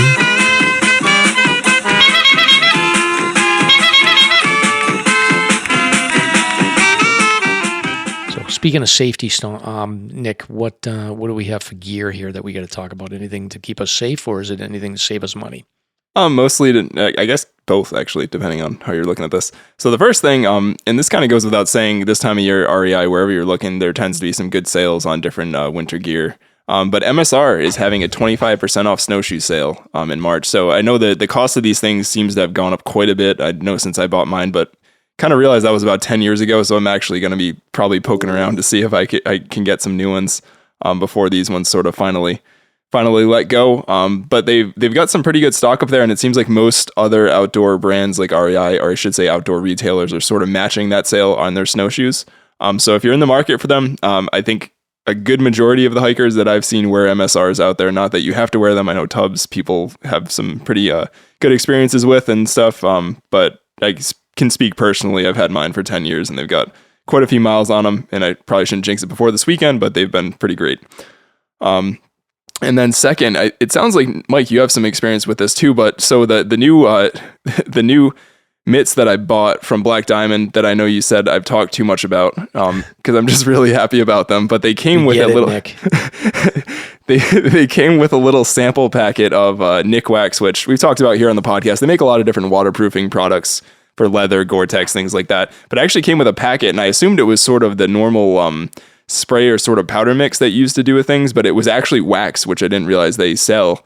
I'm not sure if it was synthetic or not, but they actually sell it to put on your leather gloves or whatever, and you kind of massage it in, and then you actually just sort of wipe off excess and then kind of let it dry out. So I actually applied that to my mitts that I apparently love so much in preparation for this weekend because it's probably going to be wet and snowy. But it sounds like you've actually used this too, Mike. I actually haven't applied this product specifically to any of my hiking gear. Just looking at the link here, so it's not this exact like container. Mine is a tin that I spread the wax on my my boots, and it sort of refreshes the leather on them. So I've used that. Matter of fact, I got to use that. I may do that before I head up to Mount Adams this weekend. But yeah, I usually do that in the towards the end of the season, just because my boots get a little banged up. Yeah, I know I usually use it on the leather boots. I use like their leather sort of protectant. I've used it on my Gore-Tex jackets too, and they make generally pretty good stuff. It's not going to make your boots like new with waterproofing, but it'll certainly help extend their lifespan a little bit in that department. Very good. So we'll include those links in the show notes if you want to check it out. And hopefully by the time this is released, the MSR sale will still be going on. I don't know, but it looked like it's going on through all of March at this point. So I think it should be going for a while. We all know that hiking a mountain can be hard at times. So here's a corny dad joke to help you get over it. Ba-dum-bum. All right, now's the part of the show where we do a dad joke. So I was looking outside with the snow melt. I have a snowman that I built out there, and snowmen can lose weight so easily, the pounds just melt away. Lovely. Well, yeah, we have a badump drop that we'll use. We'll have to fill it in there. We'll just use Jim's badump. Right. Jim, how did the polar bear get so far from home? I don't know. He lost his bearings. There we go. Get it. All right. So that's the dad jokes of the day here. And now we've got a special segment for Nick. Nick does so we're not just all about hiking here, Jim. We also do a little bit of pop culture and music stuff. So Nick is going to do a music minute. We'll probably keep it to a minute, Nick, just because we're running up on time. But what do we got? Yeah, so I'll run through it. So I haven't been doing these every week, but I wanted to throw one together with a classic album of how I like to alternate between more rock and sort of older albums for Mike's generation, and also the indie stuff that I tend to pick up more recently. But yeah, this week we got Mellon Collie and the Infinite Sadness by the Smashing Pumpkins. Came out in 95. It's considered one of the defining alternative rock albums of the 90s. The orchestral and dream pop influences and produced major singles like 1979, Tonight, Bullet with Butterfly Wings, 0 and 33. Debuted at number 1 on the Billboard 200 and reached diamond certification in the US with over 10 million units sold. That's also a double album, which is pretty impressive. While it didn't match massive global sales, say of something like Back in Black by AC/DC or Dark Side of the Moon, it sold more than 40 to 50 million copies worldwide. Still ranks one of the biggest alternative rock albums of its era. Didn't quite sell as much as Nevermind. I think Nevermind was maybe around like 30 million copies or 10 by Pearl Jam, but it's definitely up there with some of the biggest albums that came out around that time frame. And it sort of cemented the Smashing Pumpkins' reputations as one of the most influential and sort of ambitious rock bands of the decade. And I wanted to note on this, so Mike, I think you're probably pretty familiar with a lot of these songs, right? This probably came out when you were in your heyday, sort of. This is prime MTV, college, my senior year and whatnot. So yeah, this was great. Yeah, and Jim, I don't know too if you're familiar with the Smashing Pumpkins. I think 1979, like I think a lot of these songs sort of transcended generations, which I mean, it was kind of came out when I was really young, but people were still very much listening to them when I was in high school. And this album was kind of a pretty ambitious project. It was 28 tracks, as mentioned earlier. I think Billy Corgan wanted it to be even more than that.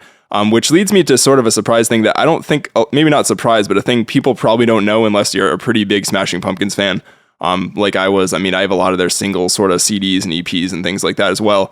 But to go with a year later, after Mellon Collie came out, they released a box set called The Airplane Flies High. And it's a 5-disc collection built around the singles from Mellon Collie. So Bullet with Butterfly Wings, 0, Tonight Tonight, 33 in 1979. And it includes 33 tracks of B-sides and covers and different things in sort of different variations of songs. There's one that's really cool called like Pistachio Medley. That's actually just 20 or 30 second clips of all different sort of demo songs and songs they demoed for the Mellon Collie album. Some of them became tracks, some of them didn't. If you're a Smashing Pumpkins fan, I recommend picking it up. I picked this up when I was pretty young. I think I was probably in high school still. I remember getting it at Newberry Comics and being pretty stoked. If you have it, it's currently worth $50 to $100. It looks like my set, the one that I came out, is probably around $150, $200. If you have it unopened, it's worth a lot. If you have the vinyl version of it, I can actually fetch a pretty decent amount of money. But just wanted to recommend checking that out because I don't think everybody knows about that. If you're a Smashing Pumpkins fan, definitely check out the Airplane Flies High box set, and you can get it pretty easily now with Apple Music and Spotify and things like that. You don't have to go out and find, like, I had to chase down this box set and like order it through Newberry Comics at the time, which I remember when I got it was like this really cool thing. Like, I don't know, it was a lot of fun. Yeah, it's funny that you included this week because I was just like Billy Corgan. You don't hear from him that much. He just did a podcast interview that went sort of viral where it's kind of interesting. He sort of like, he proposes that there was like this conspiracy theory, which I sort of like, I think historically it's accurate. I don't know if the reasoning or his assumption behind it is correct, but he basically theorizes, he says that like in the late 90s, there was a conscious decision to dial down any influence on pop culture that rock music had. Essentially, like rock music got taken off of the MTV was sort of fading anyway, but rock music got completely taken off of MTV in favor of rap, and that any sort of like promotion or big projects around rock music sort of got de-emphasized in favor of other genres. And he basically said that that was a conscious decision. He says, I don't really know why, but I can tell you that, as a front row seat to this, like the enthusiasm around rock music from the early 90s to mid 90s just completely disappeared into the late 90s and early 2000s and really hasn't come back to a level where it used to be. And he's like, I don't know if it's because they don't want to give rock music the voice it used to have, or if there's something else that went on. But it was kind of an interesting take on it from him. Yeah, it's interesting. I feel like even by the time I was growing up and maybe paying attention to MTV a little bit, which is kind of, I do remember when they played music videos still, and it wasn't just like reality TV, but there definitely seemed to be a shift from like art to like R&B and hip hop and rap, as opposed, and that sort of dominating a lot of what they were peddling as opposed to rock. Yeah, right. But, so maybe those artists were easier to deal with. Maybe Billy, you shouldn't be so difficult. So. Yeah, he has quite the reputation. I will say, growing up, especially as a guitar player, in that Airplane Flies High box set, there was basically a picture album, and there's like an iconic image of him standing like over a crowd with like on a PA speaker playing, like he had a really notable Strat that says like I love my mom on it, and like to me that was like growing up, I'm like, I want to be that guy if I was a rock star, and he's wearing a shirt that says 0 on it, and he's got the shaved head. I'm like, this dude is wild looking. Yeah. And another fun fact about Billy Corgan is, and I don't know how much you know about this, Jim, maybe, I don't know if you're into pro wrestling or not, but I was a pro wrestling nerd back in the like late 70s, and I'm a little older than Nick, late 70s, early 80s. And back then there was like, they had a territory system where there was all these small territories. You had the Vince McMahon and the WWF, but the territory system was mostly the most dominant. And all the territories were basically a monopoly called the National Wrestling Alliance, and that's the group of wrestling territories that Vince McMahon in the 80s with Rock and Wrestling went after. And essentially Vince McMahon shut all of them down, and the National Wrestling Alliance basically became like one territory remained, and that became like the Ted Turner competitor for them. But Billy Corgan apparently was a big wrestling fan. He actually purchased the rights to the National Wrestling Alliance, and he's been trying to revive it to be a competitor of the WWF for years now, with little to no success. So we had over on Route 1, where there's a car dealer there now. There was something called Jack Witchy's Arena. It was in North Attleboro? Yeah, and right off Route 1. Right on Route 1, and where 295 crosses at Route 1, there's a Pride Motors there. There used to be Jack Witchy's Arena, and when we were in high school, we used to go over there. And it was this old bandbox that was filled with bleachers. And, you'd go there on a Friday or a Saturday night, and there'd be all kinds of people in there. I mean, all kinds of people. Yeah. And they would call it the C show. Like it was like you wouldn't get the big matches, but you would get like the second level guys usually down there. But they had some titans though. They had Mr. Fuji and Chief J Strongbow and Mr. Fuji. Georgie Animal Steel and Lou Albano, Captain Lou Albano, and legends. Yeah. So, but sometime in the 90s, the place burned down in about 10 minutes. I'm not sure it wasn't of suspicious origin, but it was totally wood, and like I said, it just burned to a crisp to the ground. Right. And I think that like in the 70s too, Vince McMahon's father ran the promotion, and Vince McMahon at that time was like a young kid, and they were skeptical whether or not he had what it took to like take over the business. So they sent him to Maine to promote down there, and then he was involved in the Cape. I wonder if he was involved in that North Attleboro location too, but they sent him in there. So you might have, like Vince McMahon Jr. might have been there while you guys were there. So interesting history. But yeah, Billy Corgan trying to make it happen, but he not having a lot of luck. So all right, so moving on here. So just a couple of housekeeping issues. So you can get stickers for the Slasher podcast if you go to the Mountain Wanderer or Spinner's Pizza Parlor in Andover. And then if you want to get Slasher swag, you can check out our Bonfire shop. Choose between our super popular hoodies, classic or V-neck tees, and more. The color selection is great, and they're priced to move, so help spread the word about Slasher and represent today.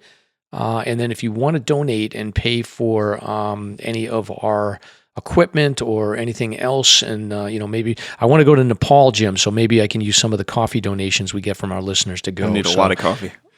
Exactly. But shout out to our friend Cindy, who sent over thank you, Cindy. Some coffees. Yeah, and she sent over a nice note as well, so thank you so much for that. She loved the Dave episode, and she cracked up, and she said to see you out on the trail on the 48 Peaks event this summer. So thank you, Cindy. Thanks, Cindy.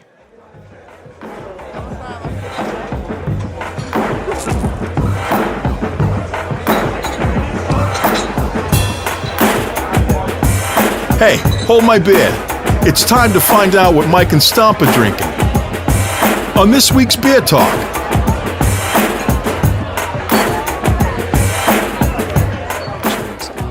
And then next up, this is the part of the show where we talk about what beer we're drinking. I'm not drinking any beer. I'm just hydrating with Gatorade. I've got a non-alcoholic Guinness, which I feel like is... And I didn't gag on it swallowing any liquid tonight, so that was good. Yeah. I gave it up for Lent.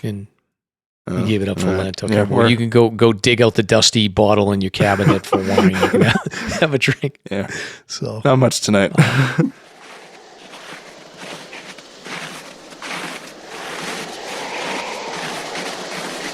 I knew we should have gone left back there.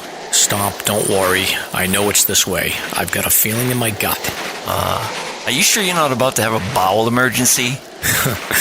Totally. We got this. But I just blew out my hip. Fell down that gully with my 40-year-old microspikes. Suck it up, Stomp. It's 4 p.m. We're at 3,500 feet. We got 9 miles back to the parking lot. Your leg may be broken.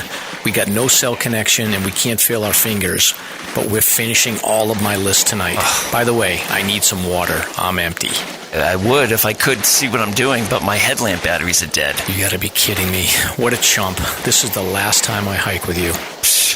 Whatever, mister. Do you know me? I have a podcast. Whatever. Let's find out what Mike and Stomp have been hiking. Excellent. And then this is the part of the show now where we talk about where we've been out hiking recently. And I have to say I'm a 0 this week, but I did go skiing at Loon, which was nice to get out on the sticks for once. There you go. Yeah, I'm maybe you have to shame drop us or something here, but yeah, I didn't get out or do any hiking even sort of locally. Trying to sort of ramp up on running again now that the snow is melting a little bit. In preparation to just a 10K coming up in Newport in a few weeks. But we are going to be looking to get up to the Grey Knob cabin this weekend, like Mike mentioned earlier, in the Northern Presidentials. And I think a couple of us are going to try to get Jefferson, I think, on Friday, and we'll see maybe Adams Madison Saturday. Looking snowy Friday into Saturday, but the temps don't look too bad. Looks windy. Right. Curious to see what it's going to look like up there after this rain and everything else, but should be a fun time. Yeah, I'm looking forward to it. And for the listeners, Nick didn't know what his temperature rating was on his sleeping bag. So he was convinced he had a 0-degree bag and a 40-degree bag, and he discovered that he actually has a 20-degree bag. So yeah, I narrated through my sort of stream of consciousness going through the process today. All right, so now this is a new segment of the show where we talk about where is Dave Shits in the Woods. So Jim, we have a friend of ours that his name is Dave, and his Instagram account is Dave Shits in the Woods. So the listeners know him. He's sometimes a co-host of ours, so he's part of the show, and he has recently stepped foot on the Appalachian Trail. So I think in early March, I think he hit Amicalola Falls and did the approach trail, and then he's been on trail. So as of now, Dave has made it 30 plus miles into Neel's Gap, and he spent some time at Mountain Crossing. So for people that aren't familiar with the Appalachian Trail, starting southbound, your first big milestone is hitting Mountain Crossings, and that's what that is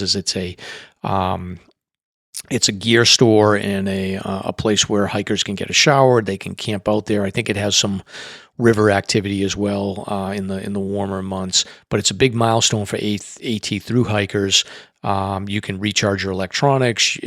David said that he finally changed his underwear as well, which was exciting. And typically at Mountain Crossing, you can get a pack shakedown. They'll tell you what's working, what's not.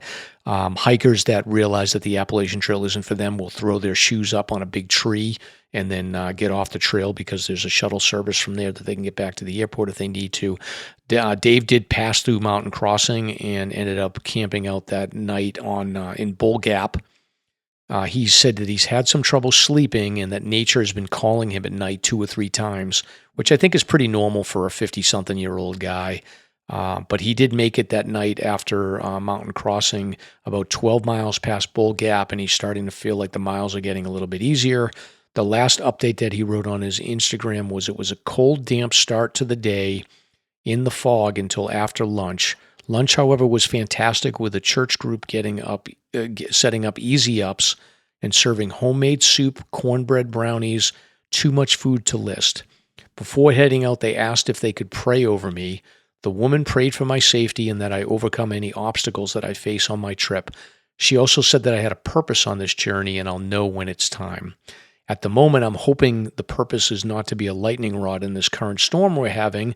Joking aside, maybe there is a reason why I'm doing this that is bigger than me. Maybe it's more than just an adventure. Time will tell. Overall, a good day and the miles are coming a little bit easier. So keep rocking, Dave. Yeah, keep it up, Dave. We're proud of you. It's awesome to see out there and appreciate the updates too. I know it's to go through probably and be posting pictures and trying to keep everybody abreast of sort of what's going on. We appreciate it. Yeah, I warned him not to get too tied up in the religious stuff. He'll get sucked in by the 12 tribes and be working at the Yellow Deli soon. Yeah, we're watching out for you. Yes, so.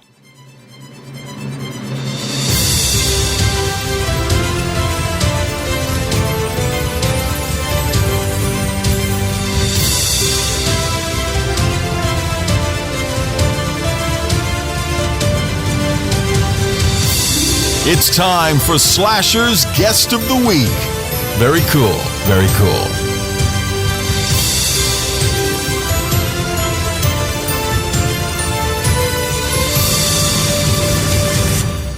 All right, so that's all the topics we have tonight. So Jim, this is your big moment. I'm going to hand it over to Nick, and we're going to learn all about your adventures in the far reaches of Asia. Thanks, Mike. Alrighty, Jim. So we discussed a little bit of how we know each other. So you were good friends with my dad sort of in high school and sort of kept in touch and reconnected, and have been fortunate enough to share the trail with you. And I think your dog Piper at the time. Yeah, Piper's been going about 3 years now. Oh, I'm sorry to hear that. She's a good dog. Yeah. But we had fun. I think we got out to Wachusett. I'm trying to think if we hit the Blue Hills or anything like that. No, I went with your dad and my college roommate, the one I was telling about from New Hampshire. We did Blue Hills. Gotcha. And, like I said, I did Diamond Hill with him probably 3 or 4 times. And we went on the Warner Trail. We went up in Mercy Woods. And around, if we just had an hour or something, we'd head over to the monastery and cruise around. It was good. Yeah, there's some good spots. The Warner Trail, for people that don't know, I think it goes from Sharon, Massachusetts to Cumberland, Rhode Island, ends around Diamond Hill, which I've talked about on the podcast before. I do sort of a fundraiser for lung cancer every year with Elevation Gain, And inevitably at the end of the year, I actually just end up doing loops up Diamond Hill. And I think I ended up managing like 24 loops and like 5,000 feet of gain this year. So it's a nice little hill if you kind of want to get out there. And it is a pretty piece of forest up there. You can actually see sort of Blue Hills, Wachusett from it if you're looking, but it's a lot of fun. But it kind of touched base with you. So you had reached out, I think, or I don't know if I saw your post and commented on it, but you had been on this super long trip, and I saw pictures of the Himalayas and things like this. And I'm like, I would love to have you come on and talk about it. And you were in India, like Mike mentioned, for almost a month. And it sort of did want to mention too, for people that have listened to the podcast, and even for Jim, I don't know if you've been as familiar, but we've had a lot of people on that have been guides on Everest or people that have summited Everest. But one thing I do think we haven't really dove into, which I think you did, you did a fantastic job of outlining, is sort of the whole cultural side and the people and just being and visiting these places outside of sort of the climbing, just trekking in Nepal and seeing all these sort of different places in India. Like there's a lot to see on that side of the world. You can go hiking, but just be mindful of like, you got to take in this whole experience where I think we maybe haven't covered that whole larger experience yet. So I was hoping maybe that was a very long introduction, but I don't know if you want to say a little bit about yourself and sort of sure, introduce yourself to the listeners. I live in Cumberland, Rhode Island, and I have 4 adult children and 3 grandchildren. And it's sort of the message I wanted to give to your audience, because I know that many of them are more ambitious hikers than I am. I used to be more ambitious than I am today. Don't leave the old folks behind is what I'm trying to say. So I was heartened to hear about Shits in the Woods and how he's trekking down the trail, because, once you get north of 50, it gets harder and harder. And when you get north of 65, it gets even harder. But don't stop moving, because there's lots to see and do. And I think the message I would want to say is that everybody dreams about the Himalayas and Everest, and 8 of the top 10 tallest peaks are in Nepal. And so that's a real draw for hikers. And, so I've always wanted to go naturally. And I've seen all kinds of movies about Everest. It was really fascinating to me. And so when the opportunity came to go, I really wanted to go. And let me back up here and let you know that my brother-in-law, who's been married to my sister for over 30 years, is Indian. He came here to this country back in the 80s to get a PhD in food science at the University of Rhode Island. And he worked in a number of positions, but his longest position was as a food scientist in quality control at Starbucks in Seattle. Oh, no kidding. And he had invited me to come and visit and meet his family someday in Mumbai. He's got a sister and a brother who are there now and had more family. And he's got a brother who died a few years ago out in San Jose and one in Florida. But, when I retired 3 years ago, and my brother retired within 6 months of that, and then my sister-in-law retired, it just seemed to work out that we would be available to finally make this trip to India. And I asked him to include a trip to Nepal just for a few days. He'd been there before. And I wanted to see it because it's, it's one of the places that hikers dream about. Of course, when you get to be a certain age, and he's a little bit older, my sister's a little bit older, you got to be able to recognize your audience. And prioritize accordingly. And one of the things that we wanted to do, of course, was go hiking. But in our group, there's varying ranges of mobility. Nonetheless, wanted to see Everest, wanted to see Nepal, what it was like. And it was, even though I did some research, it was very different from what I expected. What was different was, think of a place the size of Iowa with 30 million people. People everywhere. Wow. And, when you drive up to the Rocky Mountains of New Hampshire or the rolling hills of Vermont, it's wide open countryside, very pastoral and soothing. In the Nepali countryside, it's people. They're everywhere. and 50%, more than 50% of the population is involved in farming. Mostly these 15 and 20 acre plots, and they grow everything because it's very temperate there. And so we went to Nepal and started there, and worked our way around Durbar Square, which is the downtown historic area. And many of these buildings are over 900, 1,000 years old. Badly damaged in the 2008 earthquake, and the damage still shows. The country's very poor. Roughly, most of the population lives on less than $10 a day. Wow. That gives a whole perspective on things. Temples everywhere. And I was like, why are these temples and shrines everywhere, Sid, my brother-in-law? And the answer is because people have to be able to walk to them. That's been the primary mode of transportation for a long, long time. But nowadays, there's a lot of motorbikes, and you need to be careful when you're walking up the alley because one might run you over if you're not. Wow. So beautiful old buildings in Kathmandu, which is the capital city. And then we went out to this place called Backwaters, which is about 30 kilometers east and was a walled city, which prided itself on the engineers that they trained. So there's a tourist tax. To get into the city, you have to pay a tourist tax.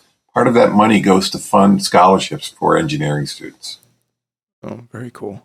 So as a consequence of that, most of the buildings in Backwaters are fixed. And then we went on to this place called Nagarkot, which is on a mountain perched overlooking the Himalayas. And from the rooftop of our hotel, we could watch the sun rise and set. And the sun would rise shining brightly on the mountain range. It was truly breathtaking and awe-inspiring. Just really incredible.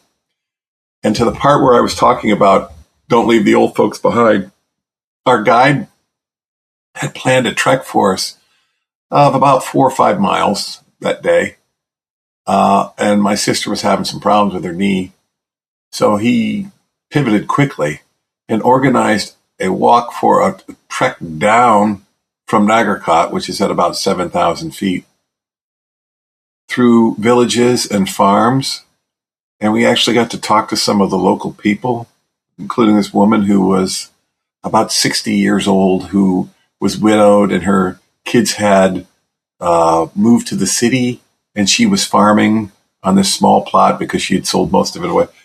And wearing those brightly colored clothes, but being able to converse with the locals was, it just gives a perspective that you just can't get by walking on a trail or taking a tour.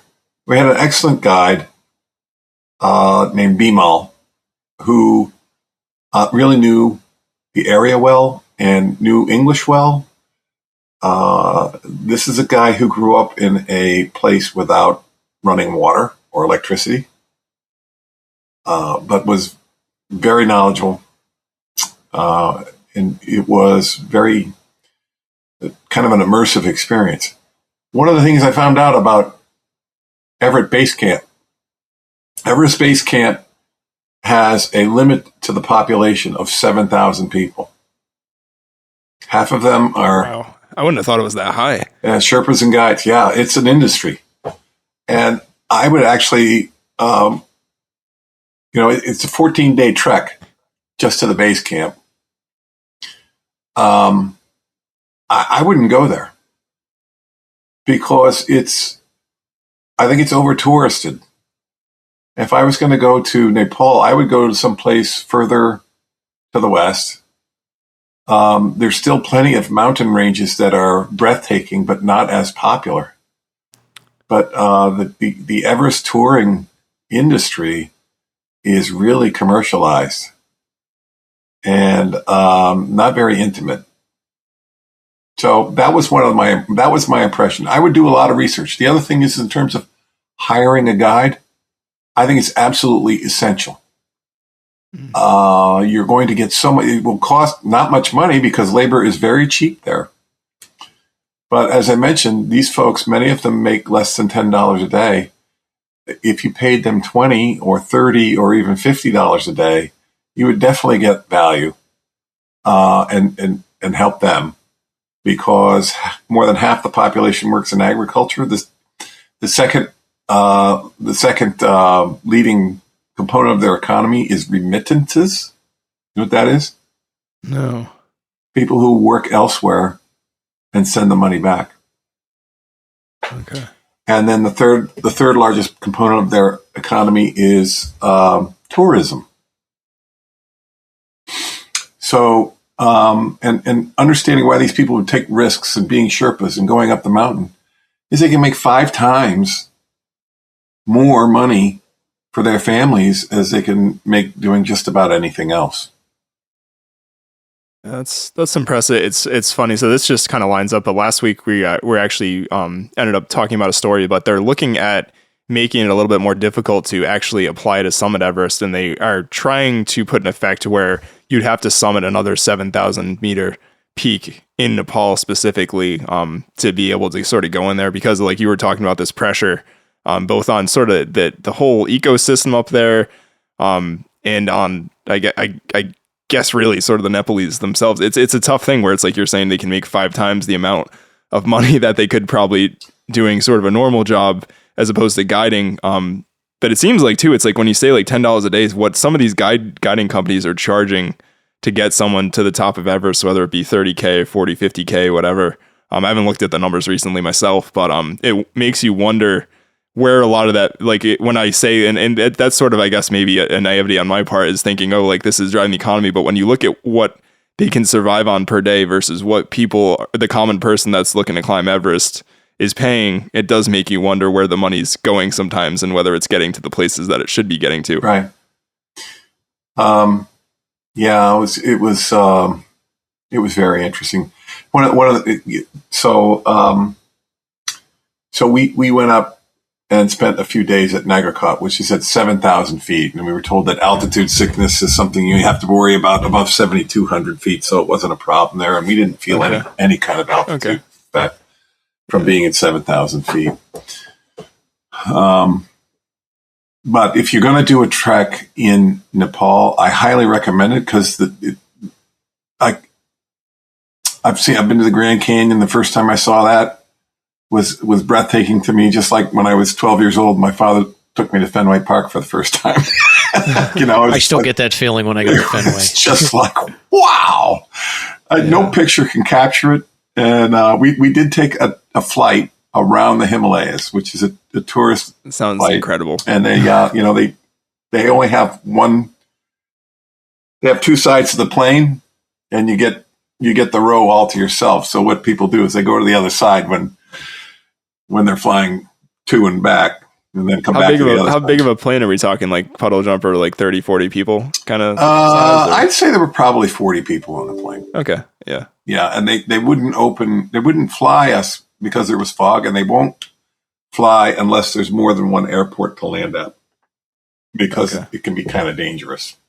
Yeah. I told my wife there was a better than 75% chance I would be coming home. Oh, so not everybody joined you on this portion of the journey? She was back here, and my cousin's wife was with us, and my brother-in-law. We went on the plane. Gotcha. It was a blast. It was really cool. Now, did you see the actual summit of Everest? I know I'd seen a bunch of your pictures. I think you had sent me one way back, but I didn't realize if that was from the plane ride or that was from the plane ride. But it's. I mean, I just want to say too. I mean, maybe, you can look up pictures of Everest, but the way that piece of Earth juts up towards the sky, it looks something out. It looks like Disney World or something like that to me. Like, or perhaps Dr. Seuss might be a better analogy. But to me, when I think of that, I think of like Mount Crumpet, like in the old like Grinch cartoon or something like that. Like that's what it looks like. It almost physically shouldn't be able to exist. The scale You just can't imagine how big it is. It's huge. I mean, it's bigger than the biggest thing I've ever seen before. I mean, I can't even think what that is. I've been to Mauna Kea. I've been to the top of Mauna Kea. It's just massive. So we rounded that part of the trip out, and we went back to Kathmandu and got a chance to tour around the city. And our guide managed to get us an audience with the Khenpo abbot, who's like the Buddhist bishop of Kathmandu. Oh, wow. And that was amazing because we went to the Buddhist monastery and saw how those guys live, and it was just amazing. So just a totally different way of approaching life and perspective. There are about 30 or 40,000 Tibetans who are refugees living in Nepal. And Buddhism is the largest religion. So Tibet, is it actually a state in China, or is it a region of China? It's it's one of the stars in the Chinese flag. They aren't giving it up anytime soon. Okay. Yeah. That's trouble. Now, the other thing that you have to be concerned about is this happened after we booked this trip. Was last September there was a violent uprising in Nepal, and 19 people were killed. Oh, geez. Including tourists. They went to the hotel and they killed some people. Boy. So the State Department issued a please reconsider traveling to Nepal, which is really bad for business. They just had elections last week, and the Gen Z coalition appears to have won by a landslide. And those were the folks who were protesting. We talked to our guide a little bit about it, and of course he didn't want to talk much about it. And we saw some of the buildings that had been burned out. There were 6 or 7 buildings, including a hotel that had been burned out. So it's pretty violent. And we didn't get that sense at all from where we were. They don't want to chase people away, for sure. Yeah. But it gets back to what you were talking about, Nick, in terms of how much companies are taking versus how much the people are getting paid.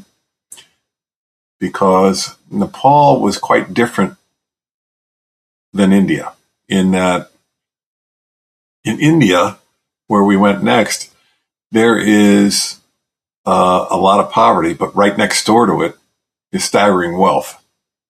And Mike, you'd said you'd been to Bangalore, so you know a little bit about what that looks like, right? Right. But you don't see the wealth in Nepal anywhere. Just don't see it. It's not as productive. So we left after a few days in Nepal. I highly recommend it. But really take the time to try to get to know people and not just hiking, but go to some of the temples, go to the palace, and take in we went to a restaurant where they had native dancing, which was a lot of fun. Very cool. And then from there we went to Delhi, and I learned the difference between Delhi and New Delhi, which and how the city has been sacked and rebuilt many times over 1,000 years. Delhi was interesting in that it was very smoggy and kind of dirty. Is a lot of that just because of sort of, and I know a lot of these places too have gone through later industrial revolutions than sort of we've gone through in the US, but is it just there's not as many regulations on emissions and things like that? Or is it just that everything's just growing so quickly that it just doesn't matter? Well, if that makes sense. Both. Okay. You know, they try. I think, again, this is kind of an Asian problem. I saw the same thing when I used to work in Ulaanbaatar, in that people burn coal or even dung, cow pies, to keep warm.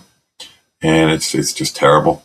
And when you're in a valley, there's a temperature inversion, especially in this time of year, January and February, that just tends to retain the smog.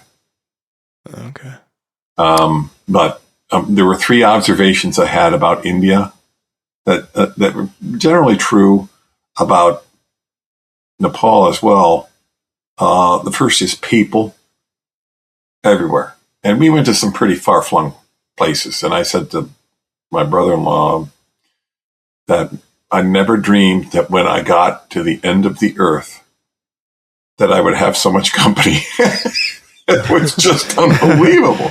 So, when you're out hiking in the woods in New Hampshire or Vermont, you might see some other folks along the trail, but people are just everywhere. We went up, I'll get to this later, but we saw a lot of people. We did something called the Golden Triangle, which runs from Uttar Pradesh, which is Delhi, to Agra, and then Jaipur. Agra is where the Taj Mahal is, which I was laughing with my brother about how it's not like Tina Turner. The closer you get, when you get closer, it looks even better. And that's because it was designed and commissioned by Shah Jahan in the 1500s. And it took 22,000 artisans 20 years to build. It was designed as a tomb for his wife, who died shortly after giving birth to their 14th child. Wow. And you got to see the Taj Mahal at sunrise too, right? Well, actually my brother went he went at sunrise, and we went at sunset the night before. I actually went to Starbucks at sunrise. Yeah, understandable. Hey, you got a sunset. Jim, I had a question for you. One of the challenges that I had in India was, there's a couple of things. I totally agree with you on the population density, and I think that in the U.S. we just assume like rural equals population density is low, and then urban cities equal population density is high. And but that's sort of inverse around parts of India. It doesn't matter if you're in a rural area; you can be in an area that's very highly population dense. But one of the things that I had challenges with was, the crowds were one thing, but just food safety for me was a big concern, because I didn't want to make a wrong step and eat the wrong thing and then basically be miserable the whole time. Matter of fact, we had a guest on that had done a trip to Nepal, and they ate the wrong thing on, I think, the first day, and had to get helicoptered out of where they were and taken back. So can you talk, do you just have an iron gut, or No. can you talk about what the food safety approach was that you had? And I think that it's something that people need to be conscious of and be aware of, because it is a real risk. Okay, so you should expect something called Delhi belly, which basically is diarrhea at some point during your trip. And there's sort of this protocol. It's like a 3-step protocol. One is you pack a bunch of Pepto-Bismol tablets. So at the first sign of any upset, you're piping those things down. Okay. Then you want to have some Imodium, and then you want to have an antibiotic. So you got to go to the travel clinic to get this stuff, get your shots, make sure you've done all these precautionary things. And then, depending on the severity of what you're suffering, graduate from the Bismol to the Imodium to DEFCON 4, which is the antibiotic. You don't want to start with the antibiotic, because you're once you get there, the next step is the helicopter. Right. So your perspective, and this makes sense now, and it's basically inevitable. Like, there is no realistic approach if you're going to be doing these travels over a 2-3 week period where you're going to be able to avoid picking up something from the food. I had 1 day. My brother had 4 days of eating nothing but rice. Yeah. And my brother-in-law had it twice for a day. Everybody got sick at least once. But you need to listen to your body and back off when it's telling you to back off. The other thing is, like I said, my brother-in-law's Indian and a food scientist. So he would tell us what to eat and what not to eat. So you have a secret weapon there. Yeah, you don't want to eat anything, any fruit or vegetable that has a peel on it, unless it's been peeled. You don't have anything that's been exposed to anything dirty water. And there were a lot of things we didn't eat. That doesn't mean you can't eat street food or just make sure it's cooked. Yeah. But yeah, hygiene was a big issue. And we also stayed in some hotels that were really nice. Actually, we only stayed in hotels that were really nice because they're nicer than anything that I would pay for in the United States, but they cost what you would pay in the United States because basically most things are cheaper over there. Yeah, and for people that aren't familiar in India, they have these things called hill stations. I don't know if did you go to the hill stations, or that may be more of a southern thing. No. So they have they basically to get out of the city, they built these hill stations, which are considered like a way to get into sort of the cooler air of the mountains. Yeah, the mountain area. So they'll have these like basically, they're like resorts on top of they're not real mountains, but they're hills. And you go up there, and then sometimes you can stay overnight. Sometimes it's just for a day visit, and sometimes rich people just live there. So, but there's a lot of them in the southern area of India. Well, we went down south in Kerala, and we were at Kochi, and Port Kochi actually, and we went up to Munnar, which is in the mountains. It's about a half-day drive. And we stayed at a tea plantation. And I think that was around 6,500 feet. And on the way up the mountain, they were doing road construction. And I'd say there were tons of people working. Mostly it's day labor. They bus them in. They all wait in the village. They go down to the village and they wait for the bus to take them, and then they drop them along the mountainside to work on the road. They all work by hand. And I'd say out of, for every 20 people, 1 or 2 might have a hard hat, and half of them will be wearing flip-flops. It's astonishing. But we stayed at a tea plantation, this place called Windermere, and I got to see how tea gets made, which is way more complicated than I ever could have imagined.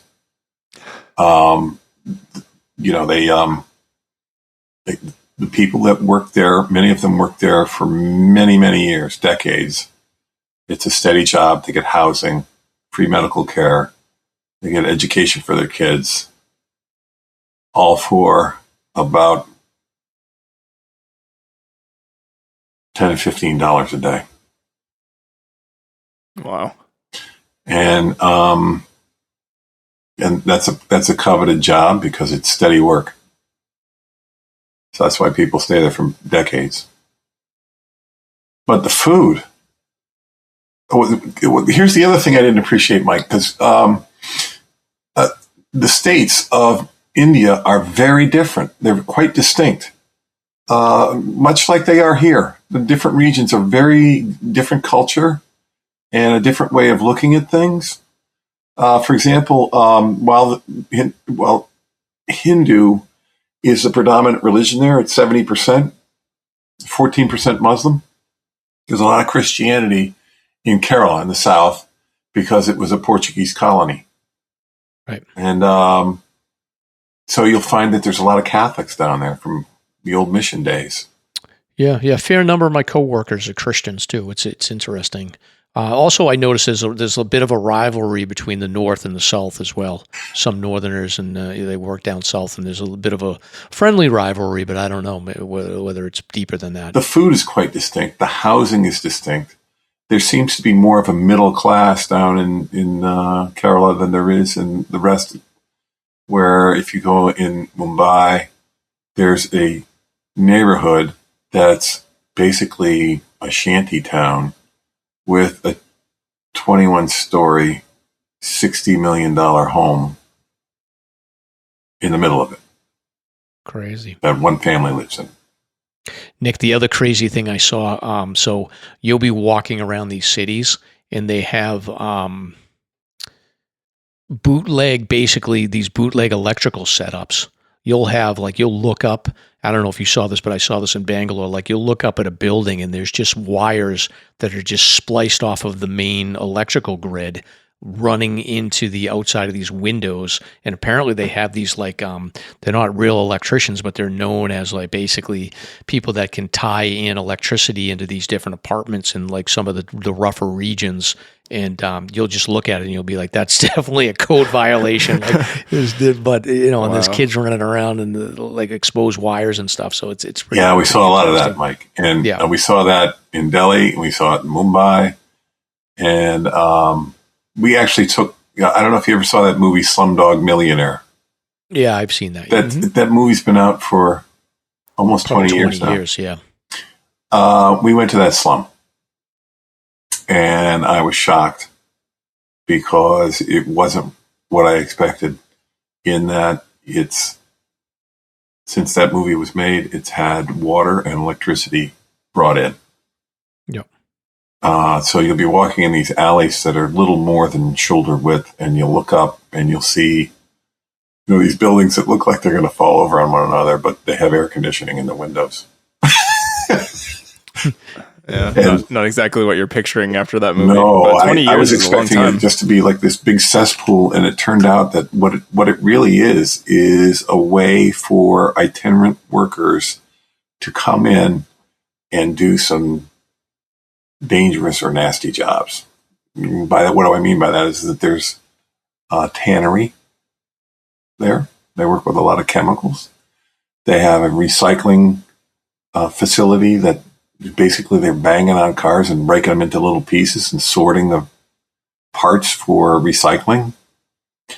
And these people work 12 to 14 hours a day. They have a kitchen on site to feed them. And so this would be somebody who might be, say they're a Sherpa or something, and they don't have enough work. They'll come to the city and go to these places, and they'll get housed, and they'll work 14 hours a day, making money for their family. So it really had me thinking a lot about how different that is in so many levels from what we have here.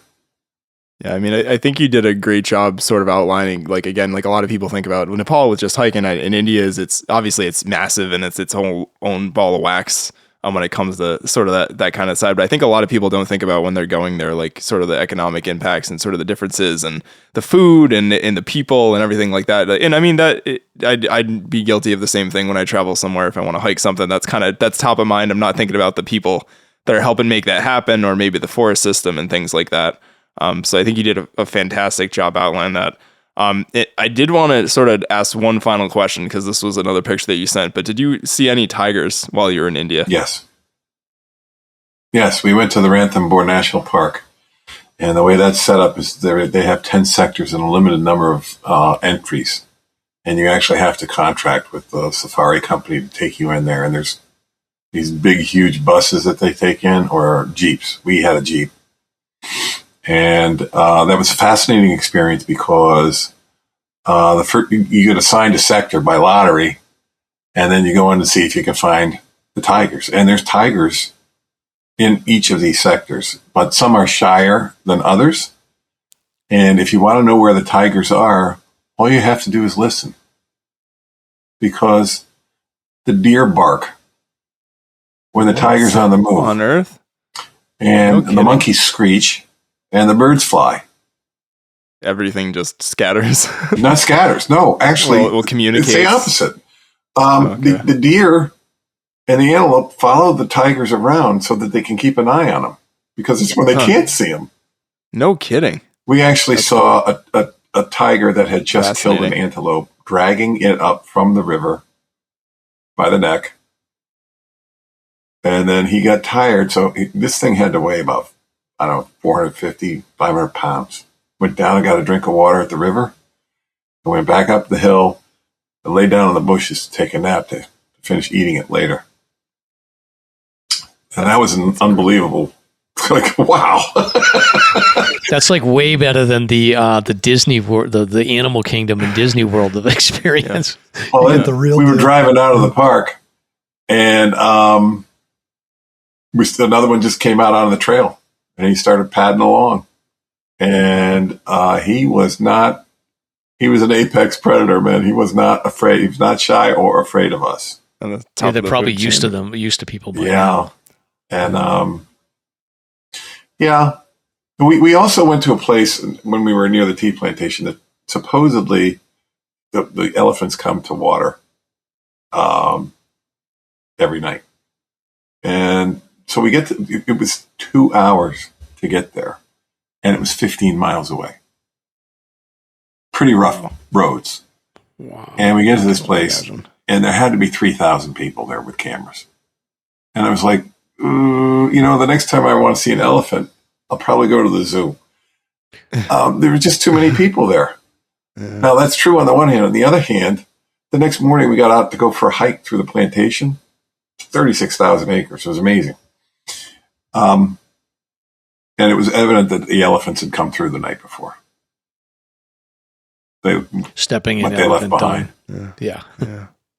So in terms of the tiger, we went to the park, Yeah. and it was just like something out of the Jungle Book, because they have these ancient temples there, and sometimes people wander to go worship at the temples, and unfortunately, they get attacked. Jeez, But it looks Louise. just, these temples are the temple's like 1,000 years old. It looks like either Jurassic Park or the Jungle Book. It's pretty cool. But you know what? Don't get out of the Jeep. Yeah.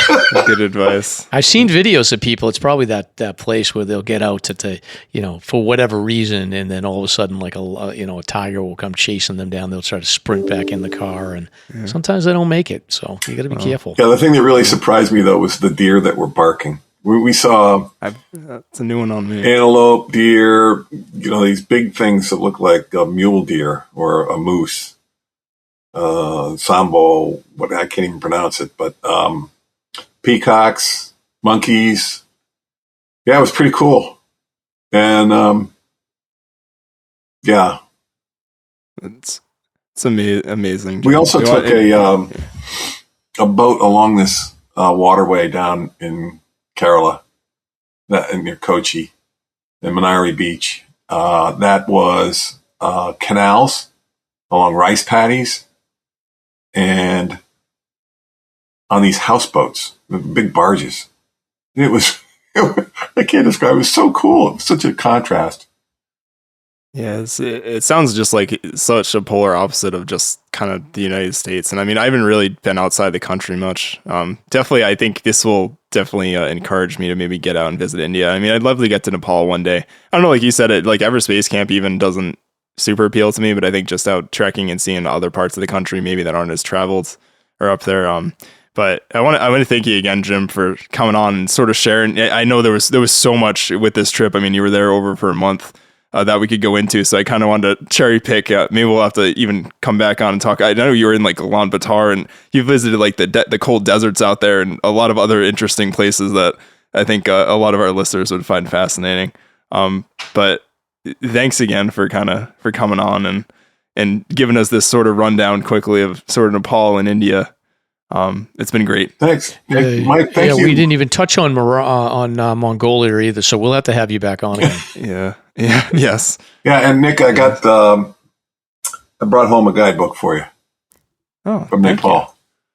And then we've got some photos from you, so we'll post those on our show notes as well. And thank you so much. This was interesting. I like highlighting these places. I do feel like I went to India. It sort of changed my perspective on the world a little bit. I've traveled around Europe a fair bit, but like getting into Asia, I think, like you said, like it's the sheer volume of people is the most striking thing about it. And, they all live in a much more difficult sort of environment than we do. And they all seem to, look, they're not perfect over there for sure, but they all seem to make it work. So it's just an interesting, I think, life lesson to get out there and sort of experience new experiences in the way that people live in different regions of the world.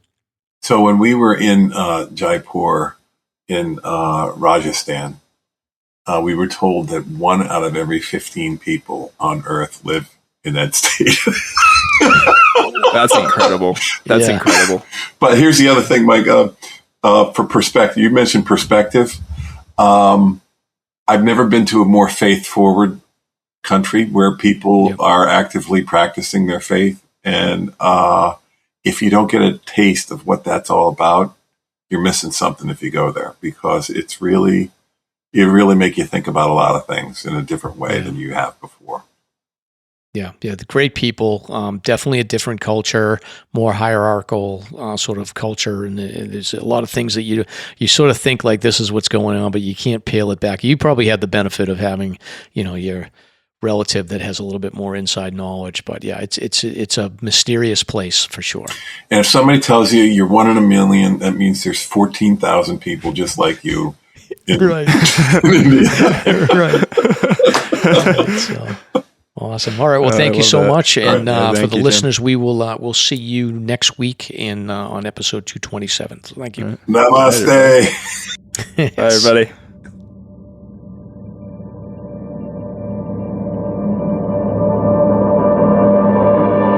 Thank you for listening.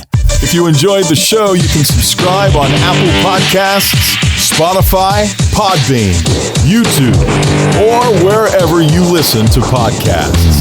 If you want to learn more about the topics covered in today's show, please check out the show notes and safety information at SLASRPodcast.com. That's SLASRPodcast.com. You can also follow the show on Facebook and Instagram. We hope you'll join us next week for another great show. Until then, on behalf of Mike and Stomp, get out there and crush some mega peaks. Now covered in scratches, blisters, and bug bites, Chris Staff wanted to complete his most challenging day hike ever. Fish and Game officers say the hiker from Florida activated an emergency beacon yesterday morning. He was hiking along the Appalachian Trail when the weather started to get worse. Officials say the snow was piled up to 3 feet in some spots, and there was a wind chill of -1 degree. And there's 3 words to describe this race. Do we all know what they are? Only one hill! Here's Lieutenant James Neel, New Hampshire Fish and Game. Lieutenant, thanks for being with us today. Thanks for having me. What are some of the most common mistakes you see people make when they're heading out on the trails to hike here in New Hampshire? It seems to me the most common is being unprepared, and I think if they just simply visited hikesafe.com and got a list of the 10 essential items and had those in their packs, they probably would have no need to ever call us at all.